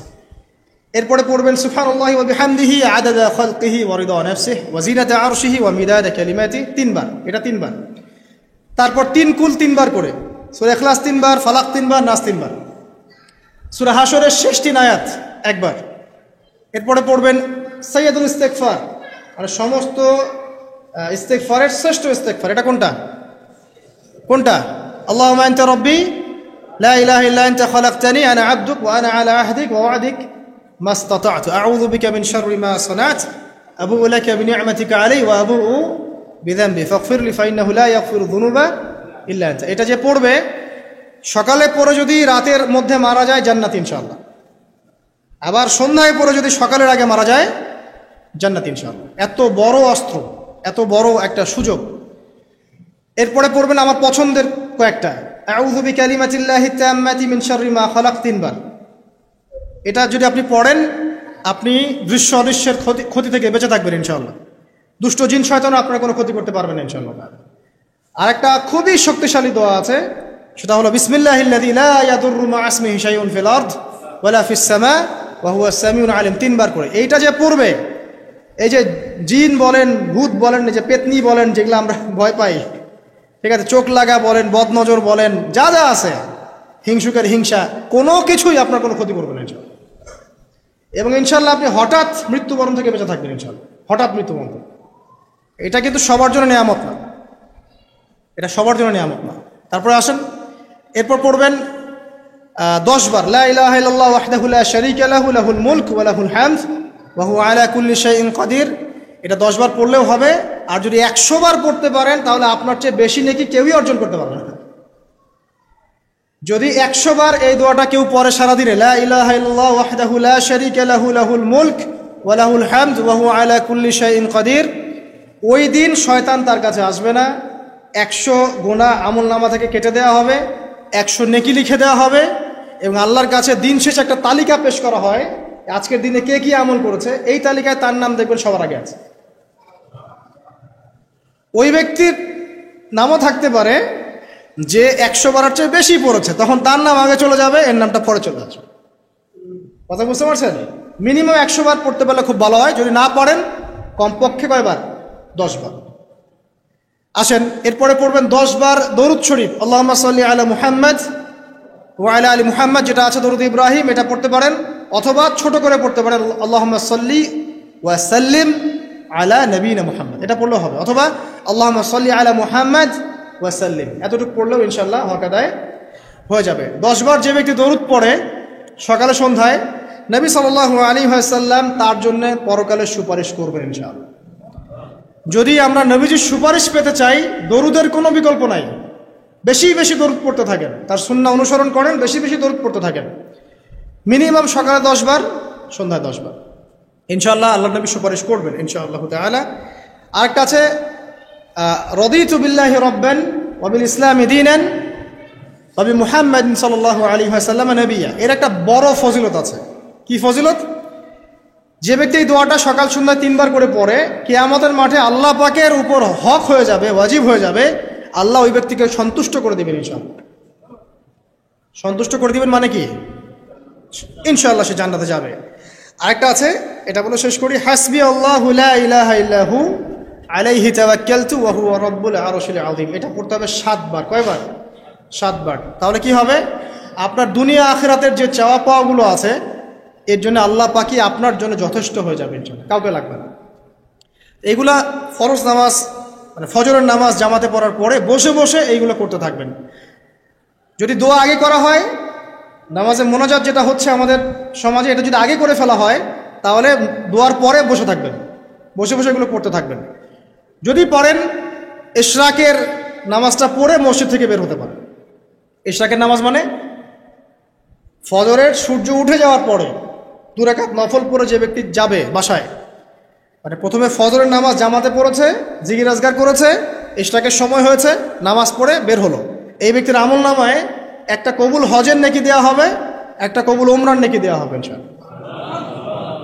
এগুলো খুবই সহজে আমল করা যায়। এরপরে আপনি বাসায় ফিরে গিয়ে বা মসজিদেই কোরআন তেলাওয়াত করবেন। আমরা কোরআন তেলাওয়াত করব। কোরআন তেলাওয়াত করবেন 1 পারা, 1 পারা পারেন না অর্ধেক পারা, অর্ধেক পারা পারেন না 5 পৃষ্ঠা, 5 পৃষ্ঠা পারেন না কমপক্ষে 1 পৃষ্ঠা পারবেন না, 1 পৃষ্ঠা করে হলেও প্রতিদিন কোরআন তেলাওয়াত করতে হবে। পারবেন না ইনশাআল্লাহ? প্রত্যেক হরফে 10 নেকি পাবেন। কোরআন আপনার পক্ষে সুপারিশ করবে ইনশাআল্লাহ, এবং এই কোরআন আপনাকে ছায়া দিবে, সূরা বাকারা আলে ইমরানের মতো ছায়া দিবে কিয়ামতের মাঠে। এবং এটা নবী সাল্লাল্লাহু আলাইহি ওয়াসাল্লাম যেটা বলেছেন, আল কোরআন হুজ্জাতুন লাকা ওয়া আলাইক, এটা তোমার পক্ষে সাক্ষী দিবে অথবা বিপক্ষে সাক্ষী দিবে। তো কোরআন তেলাওয়াত করবেন। এরপরে আমরা কি করি? আমরা হয়তো যে যার মতো চলে যাই, কেউ স্কুলে চলে যান, নাস্তা করেন। আচ্ছা, নাস্তার আগে একটা কথা বলি। সকালে নাস্তা করবেন এমনভাবে যে, এখনকার ডক্টররাও বলেন এই কথাটা, সকালবেলা একটু বেশি খেতে হয়, সকালবেলা একটু বেশি হেভি ফুড নিতে হয়, দুপুরে তার চেয়ে একটু কম, রাতে আরও কম। আর আমাদেরটা উল্টা, কিন্তু সকালে অল্প একটু, দুপুরে একদম বিশাল, রাতের বেলা আরও বিশাল, নাকি? তো নিয়মটা হচ্ছে এই যে সকালে খেতে হয় বেশি, সারাদিন আপনাকে কাজ করতে হবে, সকালে আপনাকে বেশি হাইজেনিক ভালো ফুড খেতে হবে, দুপুরে তার চেয়ে একটু কম, আর রাতে তার চেয়ে কম। এভাবে খেতে পারলে প্রফিটিক খাওয়া হবে ইনশাআল্লাহ। আর খাবার আমাদের সুন্নাহ মতো খাওয়ার দরকার নেই, নবী সাল্লাল্লাহু আলাইহি ওয়াসাল্লামের সুন্নাহ মতো খাই। আমাদের সুন্নাহটা কেমন? আমরা 7 পেট খাই। কয় পেট? 7 পেট। যদি পেটের মধ্যে কিছু জায়গা ফাঁকা থাকে, সেটাও কিছু মিষ্টি দিয়ে ঢুকায় সাবার করে ভর্তি করতে হবে। এটা চ্যালেঞ্জ, পেটটা ভর্তি করতে হবে। আর নবী সাল্লাল্লাহু আলাইহি ওয়াসাল্লাম খেতেন এভাবে যে পেটটাকে 3 ভাগ করতেন, 1 ভাগ খাবার খেতেন, 1 ভাগ তিনি পানীয় পান করতেন, আর 1 ভাগটা ফাঁকা রাখতেন। আপনি এভাবে খাওয়া শুরু করেন, দেখবেন আপনি ফিজিক্যালি ফিট ফিল করছেন এবং আপনি ক্লান্ত হচ্ছেন কম, অলসতা কম আসছে কাজে, আপনি এনথুজিয়াজম পাবেন ইনশাআল্লাহ। তো খাবারের ব্যাপারটা সতর্ক থাকে। আর এই যুগে খাবারের মধ্যে প্রচুর ভেজাল আছে, চেষ্টা করতে হবে ম্যানুফ্যাকচার্ড খাবারগুলো বাদ দিয়ে হোমমেড যে ফুডগুলো আছে, হোমমেড ফুড মানে বাসায় যেগুলো আমরা তৈরি করি, ফ্রেশ হাইজেনিক ফুডগুলো খাওয়ার চেষ্টা করতে হবে। স্পেশালি বাচ্চাদের ব্যাপারে সতর্ক থাকতে হবে। বাচ্চাদেরকে, তরুণদেরকে এমন কোনো খাবার খাওয়া যাবে না যে খাবারটা খেলে আপনি অসুস্থ হয়ে যান, আপনার স্ট্যামিনা কমে যায়, আপনি ফিজিক্যালি দুর্বল হয়ে পড়েন। এটা খুব খেয়াল রাখবেন। খাবার এই যে আপনারা যে গ্রামাঞ্চলে থাকেন, আপনারা সৌভাগ্যবান একদিক থেকে, যে আপনারা ফ্রেশ খাবার উৎপন্ন করে খেতে পারেন। শেষ জামানায় খাবারের মধ্যে খুব ভেজাল আসবে, এটা বিভিন্ন হাদিস দিয়ে মেলানো যায়, আমি ওইদিকে যাচ্ছি না, কিন্তু কনক্লুশন বললাম শেষ জামানায় খাবারের প্রচুর ভেজাল আসবে। তো এই ভেজালগুলো থেকে দূরে থাকতে হলে আমাদেরকে হাইজেনিক ফুডের দিকে ফোকাস করতে হবে এবং প্রোডাক্ট খাবার উৎপন্ন করে খেতে পারলে খুব বেশি ভালো হয়, না পারলে রুট লেভেল থেকে খাবার নিয়ে আসতে হবে। আর অ্যাটলিস্ট ম্যানুফ্যাকচার যে খাবারগুলো বাজারে ঘোরাফেরা করে এগুলো অ্যাভয়েড করতে হবে। দেখতে অনেক মুখরোচক লাগতে পারে, স্বাদ অনেক মজা হতে পারে, কিন্তু এগুলো শরীরের জন্য অনেক ক্ষতিকর। এতে করে আমাদের যুব সমাজ আস্তে আস্তে কিন্তু দুর্বল হয়ে যাচ্ছে। এখনকার যুব সমাজকে তাকায় দেখেন, আমাদের বাপ-দাদাদেরকে তাকায় দেখেন, যারা এখানে বয়স্ক মুরব্বী আছে দেখেন, একজন মুরব্বীর সাথে এখনকার যুবকের কুস্তি লাগান, পাঞ্জা লাগান, বা ওই যে একটা রিংয়ের মধ্যে ঢুকায় বক্সিং ম্যাচ দেন, একটা দেখেন, দেখেন কে পারে। আমি নিশ্চিত ওই চাচাই পারবে। আমরা নিজেরাই তো এর প্রমাণ। আমাদের বাপ দাদাদের বয়সী যারা আছেন তারা এখনো দিব্যি মাঠে কাজ করে, দেখবেন 4 ঘন্টা 5 ঘন্টা 8 ঘন্টা রিক্সা চালাচ্ছে, ভ্যান চালাচ্ছে, কৃষি কাজ করছে, কত পরিশ্রম করছে। আর আমাদের যুব সমাজে তাকায় দেখেন না, আপনি একটু চেহারাগুলো দেখেন না, চেহারাগুলো তাকায় দেখেন, চাপাগুলো বসে গেছে গাঁজা খেতে খেতে, হিরোইন খেতে খেতে দেখবেন চাপাগুলো বসে গেছে একদম, চোখগুলো ঢুকে গেছে একদম মাদক খেতে খেতে। হ্যাঁ, হস্তমৈথুন করতে করতে শরীর রোগা, চলতে পারে না। কথা শুনতে খারাপ লাগছে এগুলা? না, বাস্তব, এগুলোই বাস্তব এখন। হ্যাঁ, ঘুম নাই, সারা রাত জাগ না, ওই যে ফজরের পর ঘুমায়, আর রাতে ওই যে বিকাল 4টায় ওঠে, দেখবেন শরীরটার দিকে তাকায় দেখেন, চলতে পারে, এনার্জি নাই। একটা ক্রিকেট ম্যাচে লাগায় দেন, ও দেখবেন 2-4 ওভার ব্যাটিং করে শেষ। কোন কাজ করতে পারবে? ওই মাঠের বাইরে থেকে বলতে পারবে যে আর এই খেলতে পারে না, ও অমুক খেলতে পারে না, তমুক খেলতে পারে না। ওকে লাগাই দেন না, ব্যাটটা ধরে লাগাই দেন, দেখবেন ও কয়টা পিটাইতে পারে। দেখেন, জিম করে না, ফিজিক্যালি এক্সারসাইজগুলো করে না, স্কিল নাই। আগেকার মানুষ অনেক স্কিল ছিল, তারা ঘরের কাজ পারতো, সাঁতার পারতো, তারা মার্শাল আর্ট পারতো, কৃষিকাজ পারতো, অন্যান্য বিভিন্ন সেক্টরে তারা কিন্তু মানে মাল্টি প্রতিভার অধিকারী ছিল। স্কিল কম, দেখবেন একদিকে ফোকাস করা। এগুলো কিভাবে হলো আসলে? এগুলো তো একদিনে হয়নি। সারাদিন দেখবেন ফোনে, আর ওই মেয়ের পিছনে, আর কফি শপে, অথবা মিউজিক্যাল কোনো ইনস্ট্রুমেন্ট নিয়ে বসে আছে, অথবা এর মাঝে যদি কেউ মন্দের ভালো থেকে থাকে সে দেখবেন টিকটক করছে। এইগুলাই এখনকার পুরুষদের মধ্যে, এই ইয়াং জেনারেশনের মধ্যে ওই শৌর্য বীর্য গায়রতটা পাওয়া যায় না। দেখবেন গায়রত একটা ব্যাপার আছে, গায়রত শৌর্য বীর্য এটা নাই। এর অন্যতম একটা কারণ এটাও, এখানে খাদ্যাভ্যাসেরও একটা ব্যাপার আছে, ফিজিক্যালি তারা ফিট না। তো আল্লাহ পাক এই বিষয়গুলো আমাদের বোঝার তৌফিক দান করুন। সব কিছু রিলেটেড। আপনাকে যদি একজন প্রোডাক্টিভ মুসলিম হতে হয়, শারীরিকভাবে আপনাকে ফিট থাকতে হবে, মেন্টালি ফিট থাকতে হবে, আপনাকে মানসিকভাবে শক্ত থাকতে হবে, চ্যালেঞ্জ নেওয়ার ক্ষমতা থাকতে হবে, অহেতুক সময় নষ্ট করা যাবে না। যে কাজ ফাহেসা, দুনিয়াবি কাজ, পরকালের কোনো স্বার্থ নাই, ওখানে সময় নষ্ট করা যাবে না। ঠান্ডা মাথায় প্ল্যান করতে হবে যে আমি আমার জীবনে কি করতে চাই, কার পরে আমি কি করব, কার পরে কি করব, আমার প্ল্যান থাকতে হবে। রেজাল্ট খারাপ হয়েছে, হতাশ হয়ে আত্মহত্যা করবেন কি জন্য? কি এমন হয়েছে আপনার জীবনে? একটা মেয়ে ছেড়ে চলে গেছে, এই জন্য বিষ খাবেন কেন? কি হয়েছে? একটা মেয়ে তো ছেড়ে চলে গেছে, মেয়ের অভাব নাকি? বোরখা পরা মেয়েরাও তো এখন কিস করে, দেখেন বোরখা পরা মেয়েগুলো দেখেন রাস্তাঘাটে ওই যে নায়কের হাত ধরে চুমু খাচ্ছে। অনলাইনে দেখে আসলাম। ওই যে বলছিলাম যে সব বোরখা পরা মেয়ের মধ্যেই আপনার ইয়া থাকে না, দিনদারিতা থাকে না। সব বোরখা পরা মেয়ের মধ্যেই কিন্তু দিনদারিতা থাকে না। তো বোরখা দেখে পাগল হওয়ার দরকার নেই এত। এবং সে বলছে আমার জীবন সার্থক।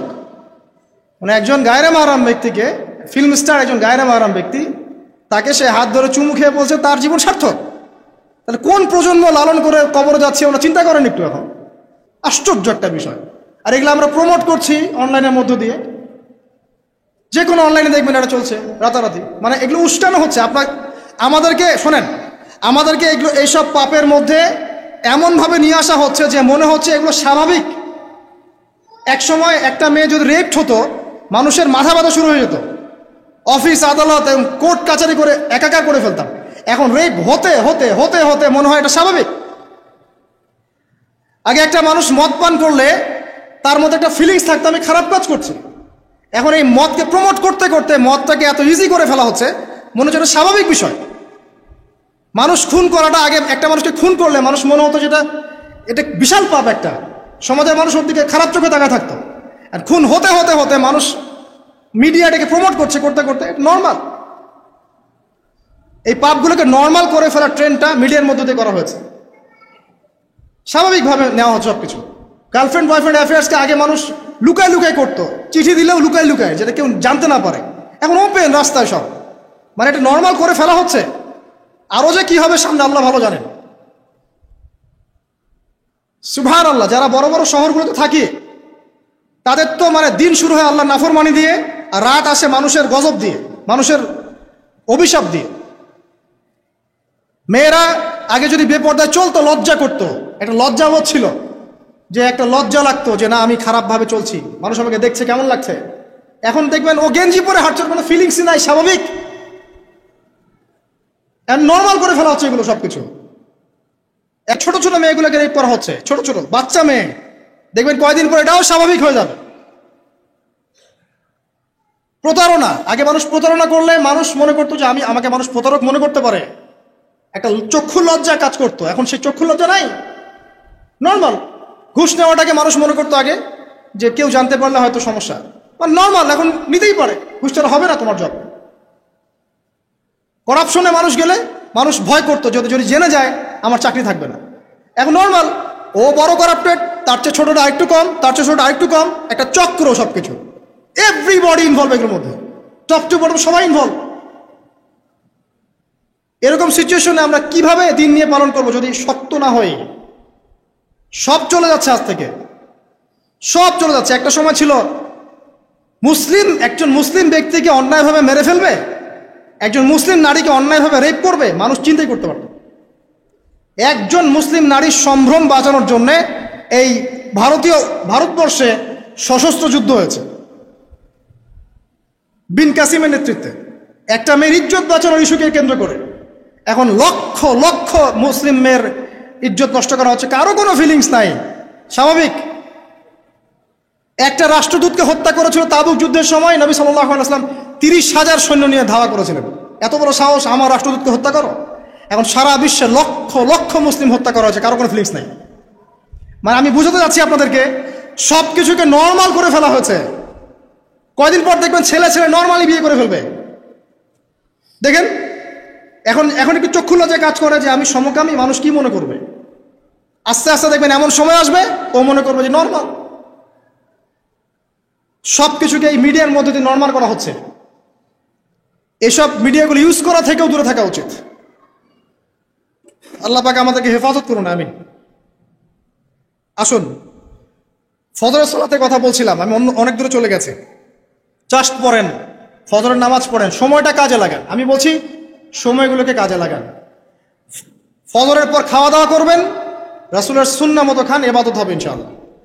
এরপরে আপনি কিছুটা সময় এক্সারসাইজ করেন, খেলেন, মাঠে গিয়ে খেলেন, কোনো সমস্যা নাই। ওই টিকটক চালানোর চাইতে, পর্ন দেখার চাইতে মাঠে গিয়ে খেলেন। মাঠে ফুটবল খেলেন আধা ঘন্টা, বা ক্রিকেট খেলেন, বা এমন কোনো খেলা খেলেন যে খেলাটাতে আপনার শারীরিক কসরত হচ্ছে, তাও খেলেন। অথবা এগুলোতে সুযোগ না থাকলে আপনি চলে যান জিমে গিয়ে জিম করেন, ফিজিক্যালি কাজ করেন। অথবা মাঠে গিয়ে আপনার বাবাকে সাহায্য করেন, আপনার বাবা যে গেছে মাঠে তাকে সাহায্য করেন। আল্লাহ পাক আমাদেরকে তৌফিক এনায়েত করুন, আমিন। ফিজিক্যালি ফিট থাকার চেষ্টা করা হোক। এরপরে আসেন, সকাল 10টার দিকে যখন চলে আসবো আমরা, তখন আমরা চেষ্টা করব 2 রাকাত চাশতের নামাজ পড়ার জন্য, বা সলাতুদ দুহা যেটাকে বলা হয়। সলাতুদ দুহা যে ব্যক্তি পড়বে তার রিজিকে আল্লাহর পক্ষ থেকে বরকত নেমে আসবে ইনশাআল্লাহ। এরপর কি করবেন? এরপর আমরা হয় কেউ যাব স্কুলে, কেউ কলেজে, কেউ হয়তো অফিসে, কেউ ব্যবসায়। আমরা এখন সবাই আমাদের এক কর্মক্ষেত্রে যাব। যারা শিক্ষাক্ষেত্রে যাব স্টুডেন্ট হিসেবে, তারা চেষ্টা করব কি, আমরা চেষ্টা করব যে আমরা যে জ্ঞানটা অর্জন করছি এই জ্ঞানটাকে যেন ইসলামের কল্যাণে কাজে লাগাতে পারে। আপনি জেনারেল লাইনেই পড়েন আর মাদ্রাসা লাইনেই পড়েন, একই নসিহত। আর যারা মাদ্রাসা লাইনে পড়বেন, সকালবেলা উঠে মাদ্রাসায় যাবেন, তারা নিঃসন্দেহে আল্লাহর বাছাইকৃত বান্দা, সৌভাগ্যবান বান্দা। তাদের উচিত হবে না দিনের জ্ঞানটাকে দুনিয়ার জন্য ব্যয় করা। তাদের উপর বেশি দায়িত্ব পড়তে হবে যে তারা যেন দিনের জ্ঞানটাকে দিয়ে আল্লাহর জমিনে দিনটার প্রচার এবং প্রসার ঘটায়। আল্লাহ পাক তাদেরকে কবুল করুন, আমরা দোয়া করি। তো পড়াশোনা করতে যারা যাব আমরা এই চিন্তা করে যাব, যারা পড়াতে যাব তারাও চিন্তা করব যে এমন কিছু শেখাবো যেটা শিখলে আমার স্টুডেন্টের পরকালটা টিকবে, দুনিয়াতেও কল্যাণ হবে, পরকালটাও টিকবে ইনশাআল্লাহ। জেনারেল নলেজগুলো খুব ইম্পর্টেন্ট। ইসলামিক নলেজগুলোর সাথে সাথে আমাদেরকে অবশ্যই ইংরেজি বলেন, সায়েন্স বলেন, এই যে আপনার ম্যাথামেটিক্স বলেন, পলিটিক্যাল সায়েন্স বলেন, জিও পলিটিক্স বলেন, ইকোনমিক্স বলেন, মেডিকেল সায়েন্স বলেন বা ইঞ্জিনিয়ারিং বলেন, এগুলো পড়তে হবে, জানতে হবে। না জানলে আমরা কি করব? আমরা কিন্তু বহির্বিশ্ব থেকে ছিটকায় চলে আসবো, আমরা কিন্তু ওদেরকে চ্যালেঞ্জ করতে পারবো না। তো এই জন্য কোরআন সুন্নাহর জ্ঞানের সাথে এই জ্ঞানগুলোও লাগবে। অতএব যে যেখানে পড়াশোনা করছেন অনেস্টির সাথে পড়াশোনা করেন, আপনার জ্ঞানটাকে ইসলামের কল্যাণে কাজে লাগানোর চেষ্টা করবেন ইনশাআল্লাহ। এটা গেল এডুকেশন সেক্টর। যারা আমরা ব্যবসায় যাব, রাতে তাহাজ্জুদ পড়েছি, ফজর জামাতে পড়েছি, ইশরাক পড়েছি, এখন কি ব্যবসায় গিয়ে মাপে কম দিব? ওখানে ইবাদত নাই, ওখানে ব্যবসায় মাপে কম দেওয়া যাবে না। ওখানে গিয়ে কি আমি মাল মজুত করব? ওখানে গিয়ে কি আমি মালের মধ্যে পণ্যে ভেজাল দিব, মিশাবো? একজন সৎ এবং অনেস্ট ব্যবসায়ী, নবীজি বলছেন সাল্লাল্লাহু আলাইহি ওয়াসাল্লাম, একজন সৎ এবং অনেস্ট ব্যবসায়ী কিয়ামতের মাঠে নবীদের সাথে থাকবে ইনশাআল্লাহ। আর যারা মাপে ভেজাল দিবে, পণ্যে ভেজাল দিবে, অন্যকে ঠকাবে, নবীজি বলছেন মান ওয়াশানা ফালাইসা মিন্না, যে ব্যক্তি মানুষের সাথে ধোঁকাবাজি করে, প্রতারণা করে, মাপে কম দেয়, ঠকায়, মজুত করে, জনগণকে কষ্ট দেয়, গভর্নমেন্টকে চাপে ফেলে, এরা আমাদের উম্মতের অন্তর্ভুক্ত। অতএব ব্যবসা করলেই যে পার পেয়ে যাবে এমন নয়। ব্যবসা করতে হবে করার মতো আমানতদারিতার সাথে, অবশ্যই মাপ ঠিক রাখতে হবে, মজুতদারি করা যাবে না, আমাদের পণ্যে ভেজাল মিক্স করা যাবে না, কৃত্রিম সংকট তৈরি করা যাবে না। এগুলো যদি করেন তাহলে আপনার নাম যেমন উম্মতে মুহাম্মাদি থেকে কাটা পড়ে যায়, দুনিয়াতে আল্লাহর পক্ষ থেকে দুইটা আযাব আসে।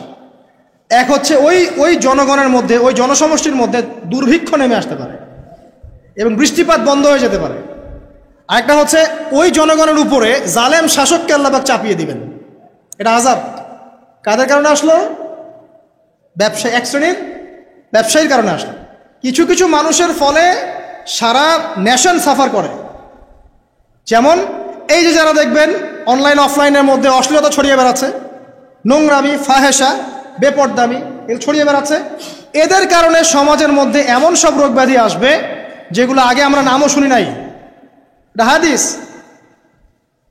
যারা মুসলিম সমাজের মধ্যে মানে বাদ্যযন্ত্রকে হালাল মনে করে নিবে, মদকে হালাল মনে করে নিবে, জেনাকে হালাল মনে করে নিবে, এইসব মানুষদের কারণে ভূমি ধসের আযাব আসবে এবং আকৃতি পরিবর্তনের আযাব আসবে। শেষ জামানার হাদিসগুলো পড়ে দেখেন। তো এখানে পাপ করছে এক শ্রেণীর মানুষ, ফলাফল ভোগ করছে সবাই। সো যারা ভালো মানুষ তাদের উচিত হবে এগুলোকে প্রোটেক্ট করা, ডিফেন্ড করা। আর আমাদের কাছে এরাই রকস্টার, যারা মুসলিম সমাজের মধ্যে বেপরদামি, অশ্লীলতা, ফাহেসা এগুলো ছড়িয়ে দিচ্ছে, যে না এরা আমাদের আইডল। এখন ওদের পোস্টার বাসায় লাগিয়ে রাখে, ওদের সাথে একবার দেখা করতে পারলে জীবন সার্থক হয়ে যায়। আল্লাহর কাছে ওদের কি দাম আছে যতক্ষণ না তওবা করে ফিরে আসছে? একজন ভ্যান চালক, একজন ইমানদার ভ্যান চালক, রিক্সা চালক যে 5 ওয়াক্ত নামাজ পড়ে, সে আল্লাহর কাছে ওর চেয়ে অনেক বেশি সম্মানিত। ওই ভ্যান চালকের কাছে কি অটোগ্রাফ নেন আপনি? রিক্সাওয়ালার কাছে কি অটোগ্রাফ নেন?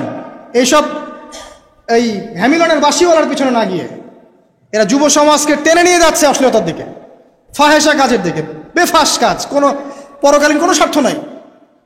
বিনোদনের নামে, সংস্কৃতির নামে এরা মানুষকে দিকে টেনে নিয়ে যাচ্ছে। আর আমাদের যুব সমাজ, তোমাদেরকে আমি আইডল দেখাবো ইনশাল্লাহ পরের লেকচারগুলোতে। খালিদ বিন ওয়ালিদ তোমার আইডল, আলী ইবনে আবি তালিব তোমাদের আইডল, মুহাম্মদ সাল্লাল্লাহু আলাইহি ওয়াসাল্লাম তোমার আইডল, ইমাম হুসাইন তোমার আইডল, মোহাম্মদ বিন কাসিম তোমার আইডল, তারেক বিন জিয়াদ তোমার আইডল, ওমর ইবনে খাত্তাব তোমার আইডল। আইডল খুঁজে পাও না তোমরা জীবনে আইডল খুঁজে পাও না? কাকে ফলো করবা?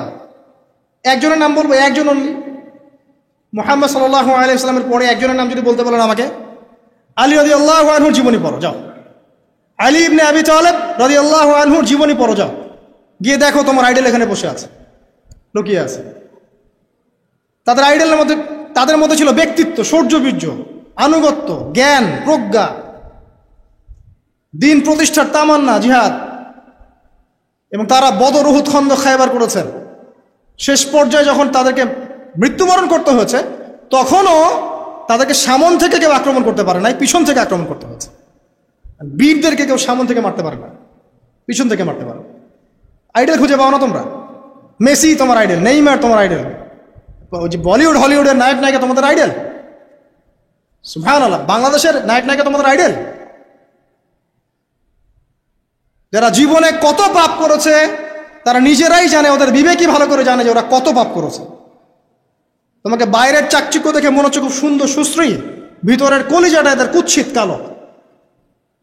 আলেম ওলামার কাছে এসে পড়ে থাকো, যারা বড় বড় ওলামায়ে কেরাম তাদের কাছে এসে পড়ে থাকো, তারা তোমাদেরকে পথ দেখাবে ইনশাআল্লাহ। আল্লাহ পাক বোঝার তৌফিক দান করুন। আমি আর লম্বা করছি না, শেষ করে দিচ্ছি ইনশাআল্লাহ। লেখাপড়া এবং ওয়ার্কের বিষয়গুলো বলছিলাম যে আমরা যারা লেখাপড়া করব, প্রফিটিক লাইফস্টাইল করতে হলে এবং প্রোডাক্টিভ মুসলিম হতে হলে লেখাপড়াটা করতে হবে আল্লাহ সন্তুষ্টির জন্যে। চাকরি বাকরি, ব্যবসা বাণিজ্য যাই করে, কৃষিকাজ, সব কিছুর উদ্দেশ্য হবে কি? আল্লাহ সন্তুষ্টি অর্জন করে এবং ওই ক্ষেত্রে সৎ থাকা, কাউকে না ঠকানো, মাপে কম না দেওয়া, দুর্নীতি না করা, ঘুষ না নেওয়া। তাহলে আপনার জীবনের প্রত্যেকটা কাজই কি হবে? ইবাদত হিসেবে গণ্য হবে ইনশাআল্লাহ তাআলা। শেষ করার আগে আমরা জোহরের ওয়াক্তে চলে আসছি। আপনি আপনার জব সেকশনে কাজ করছেন, নামাজের ওয়াক্ত হলো, নামাজ পড়ে নেবেন। আচ্ছা, নামাজের আগে আপনি 4 রাকাত সুন্নত পড়বেন, শেষে 2 রাকাত। চেষ্টা করবেন দিনে 12 রাকাত সুন্নত পড়ার জন্য। ফজরের আগে 2, জোহরের আগে 4, পরে 2, 6 আর 2 8, মাগরিবের পরে 2, এশার পরে 2। এই যে মোট 12 রাকাত সুন্নাত যে ব্যক্তি নিয়মিত পড়বে, জান্নাতে আল্লাহ পাক তার জন্য একটা ঘর নির্মাণ করবেন ইনশাআল্লাহ তাআলা। প্রতিদিন একটা ঘর, প্রতিদিন একটা করে ঘর আপনি পেতে পারেন মাত্র 12 রাকাত নফল বা সুন্নাত আদায় করার মধ্য দিয়ে। জোহরের ওয়াক্ত চলে আসলো, আমরা যেখানে থাকি, স্কুলে বা কলেজ ইউনিভার্সিটিতে বা চাকরি ক্ষেত্রে, নামাজটা পড়ে নেব ইনশাআল্লাহ। এরপর আবার কাজে যান, কাজ করেন, লাঞ্চ করেন, খাওয়া দাওয়া করেন। আবার খাওয়ার সুন্নাহ ভুলে যান না, 7 পেট না, 1 পেট খাওয়ার, 1 পেট পানি, 1 পেট ফাঁকা, এবং হাইজেনিক ফুড, ম্যানুফ্যাকচার না। তারপরে যান, রেস্ট করেন, কাইলুলা যেটাকে বলে, 1 থেকে 1.5 ঘন্টা রেস্ট করেন, ঘুমান। তারপরে আপনি বিকাল সময়টা আবার আসরের নামাজ পড়েন, আপনার কর্মক্ষেত্রে কাজগুলো সারেন। সন্ধ্যায় আপনি আবার বাসায় ফিরে আসবেন। এই সন্ধ্যায় বাসায় ফিরে আসবেন, ফিরে আসার পরে মাগরিবের সালাত পড়লেন জামাতে। পড়ার পরে বিকেল টাইমটা, মাগরিবের আগে বিকেল টাইমটা আপনি ঘুরতে যান, পরিবারকে সময় দেন, বাচ্চাদেরকে সময় দেন, একটু দিনী ভাইদের সাথে বসেন, বা ওই সময় যদি কোনো হালাকা অ্যারেঞ্জ করা যায়, মসজিদ ভিত্তিক তালিমে বসেন, 2টা হাদিস পড়েন, কোরআন দার্স নেন, বা অনলাইনে কোনো লেকচার শুনেন, বা বই পড়েন, কিছু একটা করেন। আর পরিবারকে সময় দেন। পরিবারকে সময় দেওয়ার পর মাগরিবের ওয়াক্ত হয়ে যাওয়ার পরে, মাগরিবের নামাজ শেষ, ফজরের পর আপনি যে আমলগুলো করেছেন মাগরিবের পর, সেই আমলগুলো আবার করতে হবে, সেম কাজ। এভাবে করতে করতে দেখবেন 1 ঘন্টা চলে গেল। বাসায় গিয়ে আপনি পরিবারকে সময় দেন, আপনার অফিসের কাজ, হোমওয়ার্ক, স্কুলের কাজ, ইউনিভার্সিটির কাজ, এগুলো শেষ করেন। শেষ করার পরে আপনি রাতের খাবার খেয়ে নেন, খেয়ে নিয়ে আবার চলে আসেন মসজিদে, এশার নামাজ পড়েন, পড়ে বাসায় গিয়ে জাস্ট ঘুম, আর দেখা দেখি নাই। তখন আপনি আবার দেখবেন ফজর ওই 4টা 3টা উঠতে পারবেন, তাহাজ্জুদ পড়তে পারবেন, ফজর পড়তে পারবেন, আবার আপনার দিনটা লম্বা হবে ইনশাআল্লাহ। এভাবে 1 দিন 2 দিন না, সপ্তাহে 7 দিন, মাসে 30 দিন, বছরে 365 দিন যখন এই প্রজন্ম কাটাতে পারবে, আমরা কাটাতে পারবো, তখন আমাদের মুখে মানাবে দিন ইসলাম প্রতিষ্ঠার কথা। তার আগে আমাদের মুখে এসব কথা মানায় না। এখন আমাদের মুখে এসব কথা এখন মানাচ্ছে না, কারণ আমরা তো আমলই করছি না, আমাদের ঈমান আকীদা ঠিক নাই, আমাদের প্রফেটিক লাইফস্টাইলই তো নাই, নবী সাল্লাল্লাহু আলাইহি ওয়াসাল্লামের মতো লাইফস্টাইলই তো নাই আমাদের। তাহলে আমাদের দ্বারা কেমন করে দিনের পতাকা আল্লাহর জমিনে প্রতিষ্ঠিত হবে বলেন তো দেখি? এভাবে যখন একটা উম্মাহ গড়ে উঠবে, খুবই ডিফিকাল্ট, এটা কিন্তু অনেক বড় চ্যালেঞ্জ। আমি এটাই সবচেয়ে বিগ টাস্ক এখন, যে এই আমরা যারা আছি, আমাদের ইয়াং তরুণ প্রজন্ম, আমাদের মা বোন, বাচ্চা কাচ্চা এবং আমাদের বৃদ্ধ, সবাই মিলে যখন এইভাবে মুভ করবে, তখন দেখবেন একটা জাতি সকাল থেকেই সজাগ, সকাল থেকেই জাতি সজাগ। যেমন একটা চমৎকার একটা আইন করা হয়েছে না, রাত 8টায় সব বন্ধ, খুবই ভালো কথা। কেউ অ্যাপ্রিসিয়েট করুক না করুক, আমি শুরুতেই বলেছি আলহামদুলিল্লাহ, খুব ভালো। অ্যাটলিস্ট এখন 10টায় ঘুমাতে পারবেন, তারপরেও দেখবেন 3টার আগে ঘুমাচ্ছে না। কিন্তু আপনি মদিনায় গিয়ে দেখবেন ফজরের পর থেকেই সব কিছু লাইভ, স্কুল, কলেজ, দোকানপাট, অফিস সব ওপেন। কারণ আমাদের উম্মত, এই উম্মতের জন্যে ফজরের পরের সময়টাতেই বরকত রাখা হয়েছে, যে সময়টা আমরা পাই না। আমাদের সকাল হয় 11টায়, আমাদের সকাল হয় 10টায়, কর্মক্ষেত্র শুরু হয় 10টায়। এই জন্য সকাল ওই যে 5টা থেকে 10টা, এই বরকতটা আমরা পাই না। এভাবে যদি আমরা নিয়মিত 24 ঘন্টা কাটাতে পারি, ওই যে আয়াতটা প্রথম বলেছি, ওয়ামা খালাকতুল জিন্না ওয়াল ইনসা ইল্লা লিয়াবুদুন, আমি জিন এবং মানুষকে শুধুমাত্র আমার ইবাদত করার জন্যই সৃষ্টি করেছি, এই আয়াতটার হক আদায় হবে ইনশাআল্লাহ। ব্যক্তি জীবন সুন্দর হবে ইনশাআল্লাহ, আমাদের পরিবারগুলো সুন্দর হবে ইনশাআল্লাহ, আমাদের যুব সমাজ একটা গতি পাবে, হ্যাঁ, এবং তারা প্র্যাকটিক্যাল বাস্তব বিষয়গুলোকে নিয়ে ব্যস্ত থাকবে, অবাস্তব অলিক জিনিসগুলোর পিছনে ছুটবে না। আমাদের সমাজটা সুন্দর হবে ইনশাআল্লাহ। আস্তে আস্তে দেখবেন উম্মার একটা বড় অংশ ইনশাআল্লাহু আযজা ওয়া জাল আগামী দিনগুলোতে দিনকে এগিয়ে নেওয়ার জন্য এবং দিনকে আল্লাহর জমিনে প্রতিষ্ঠার জন্যে শক্তি, মেধা, মনন, তাদের এনথুজিয়াজম সব কিছু আল্লাহর সন্তুষ্টির জন্য ঢেলে দেওয়ার প্রয়াস পাবে ইনশাআল্লাহ তাআলা।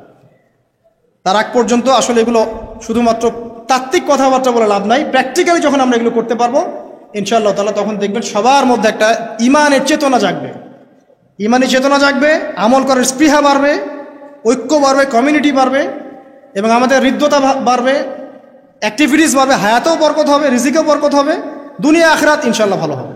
এবং দেখবেন অ্যাজ এ নেশন আমরা সবাই ভালো করবো ইনশাআল্লাহ তাআলা। বিশ্বের বুকে আমরা মাথা তুলে সত্যিকার অর্থেই দাঁড়াতে পারবো ইনশাআল্লাহ তাআলা। আল্লাহ পাক আমাদের সবাইকে তৌফিক ইনায়াত করুন, আমিন। আজকে আমি আর লম্বা করছি না। আকুলু কওলি হাযা আস্তাগফিরুল্লাহ লি ওয়া লাকুম ওয়া লিসাইরিল মুসলিমিন। বারাকাল্লাহু লানা ওয়া লাকুম বিল আয়াতিল হাকীম ইন্নাহু তাআলা জাওয়াদুন কারীম মুবাররাউফুর রহিম। আমরা আজকে যে আলোচনা শুনলাম, আল্লাহ পাক সবার আগে আমাকে আমল করার তৌফিক দান করুন, অতঃপর আপনাদের সবাইকে আমল করার তৌফিক দান করুন, আমিন। যারাই এই লেকচার শুনবেন তাদের সবাইকে আল্লাহ রাব্বুল আলামিন 24 ঘন্টার এই প্রফেটিক লাইফস্টাইল এবং প্রোডাক্টিভ মুসলিম হিসেবে নিজেকে প্রতিষ্ঠা করার তৌফিক আল্লাহ পাক সবাইকে এনায়েত করুন, আমিন। আল্লাহ পাক আমাদের তরুণ প্রজন্মকে কবুল করুন, তাদেরকে অশ্লীলতার পথ থেকে, ফাহেসা কাজকর্মের পথ থেকে, বিভ্রান্তের মতো জীবনের উদ্দেশ্যহীন একটা প্রজন্ম হয়ে যাওয়ার পথ থেকে আল্লাহ পাক হেফাজত করে আল্লাহ রাব্বুল আলামিনের তাওহীদ, তার দাসত্ব, তার ইবাদত, তার আনুগত্যের দিকে নিয়ে আসুন, আমিন। মুহাম্মদ সাল্লাল্লাহু আলাইহি ওয়াসাল্লামের যোগ্য উম্মাহ হিসেবে কবুল করুন, আমিন। আমাদের মা বোনদেরকে আল্লাহ পাক খাস পর্দা, সত্যিকার অর্থের পর্দা করার তৌফিক দান করুন। আল্লাহ রাব্বুল আলামিন আমাদের বাচ্চা কাচ্চা যারা আছে এদেরকে মুসলিমের মতো মুসলিম হিসেবে মানুষ করার তৌফিক দান করুন। আমাদের উম্মার মধ্যে আল্লাহ পাক ঐক্য দান করুন। একে অপরের হিংসা, বিদ্বেষ, গীবত, তহমত, কাদা ছড়াছড়ি যে অপসংস্কৃতি, এখান থেকে আল্লাহ পাক আমাদেরকে হেফাজত করুন, আমিন। পরিশেষে আমরা বলবো যে আল্লাহ পাক যাকে যেখানে দায়িত্ব দিয়েছেন সবাইকে সেখানেই দায়িত্ব সঠিকভাবে পালন করার তৌফিক ইনায়াত করুন, এবং আগামী দিনগুলোতে ইসলামের বিজয়ে আমাদেরকে ব্যক্তি, পরিবার, সমাজ এবং রাষ্ট্রীয় পর্যায় থেকে ভূমিকা রাখার তৌফিক দান করুন, আমিন। সুবহানাকা আল্লাহুম্মা বিহামদিক আশহাদু আল্লা ইলাহা ইল্লা আনতা আস্তাগফিরুকা ওয়া আতুবু ইলাইক। আসসালামু আলাইকুম ওয়া রাহমাতুল্লাহি ওয়া বারাকাতুহু।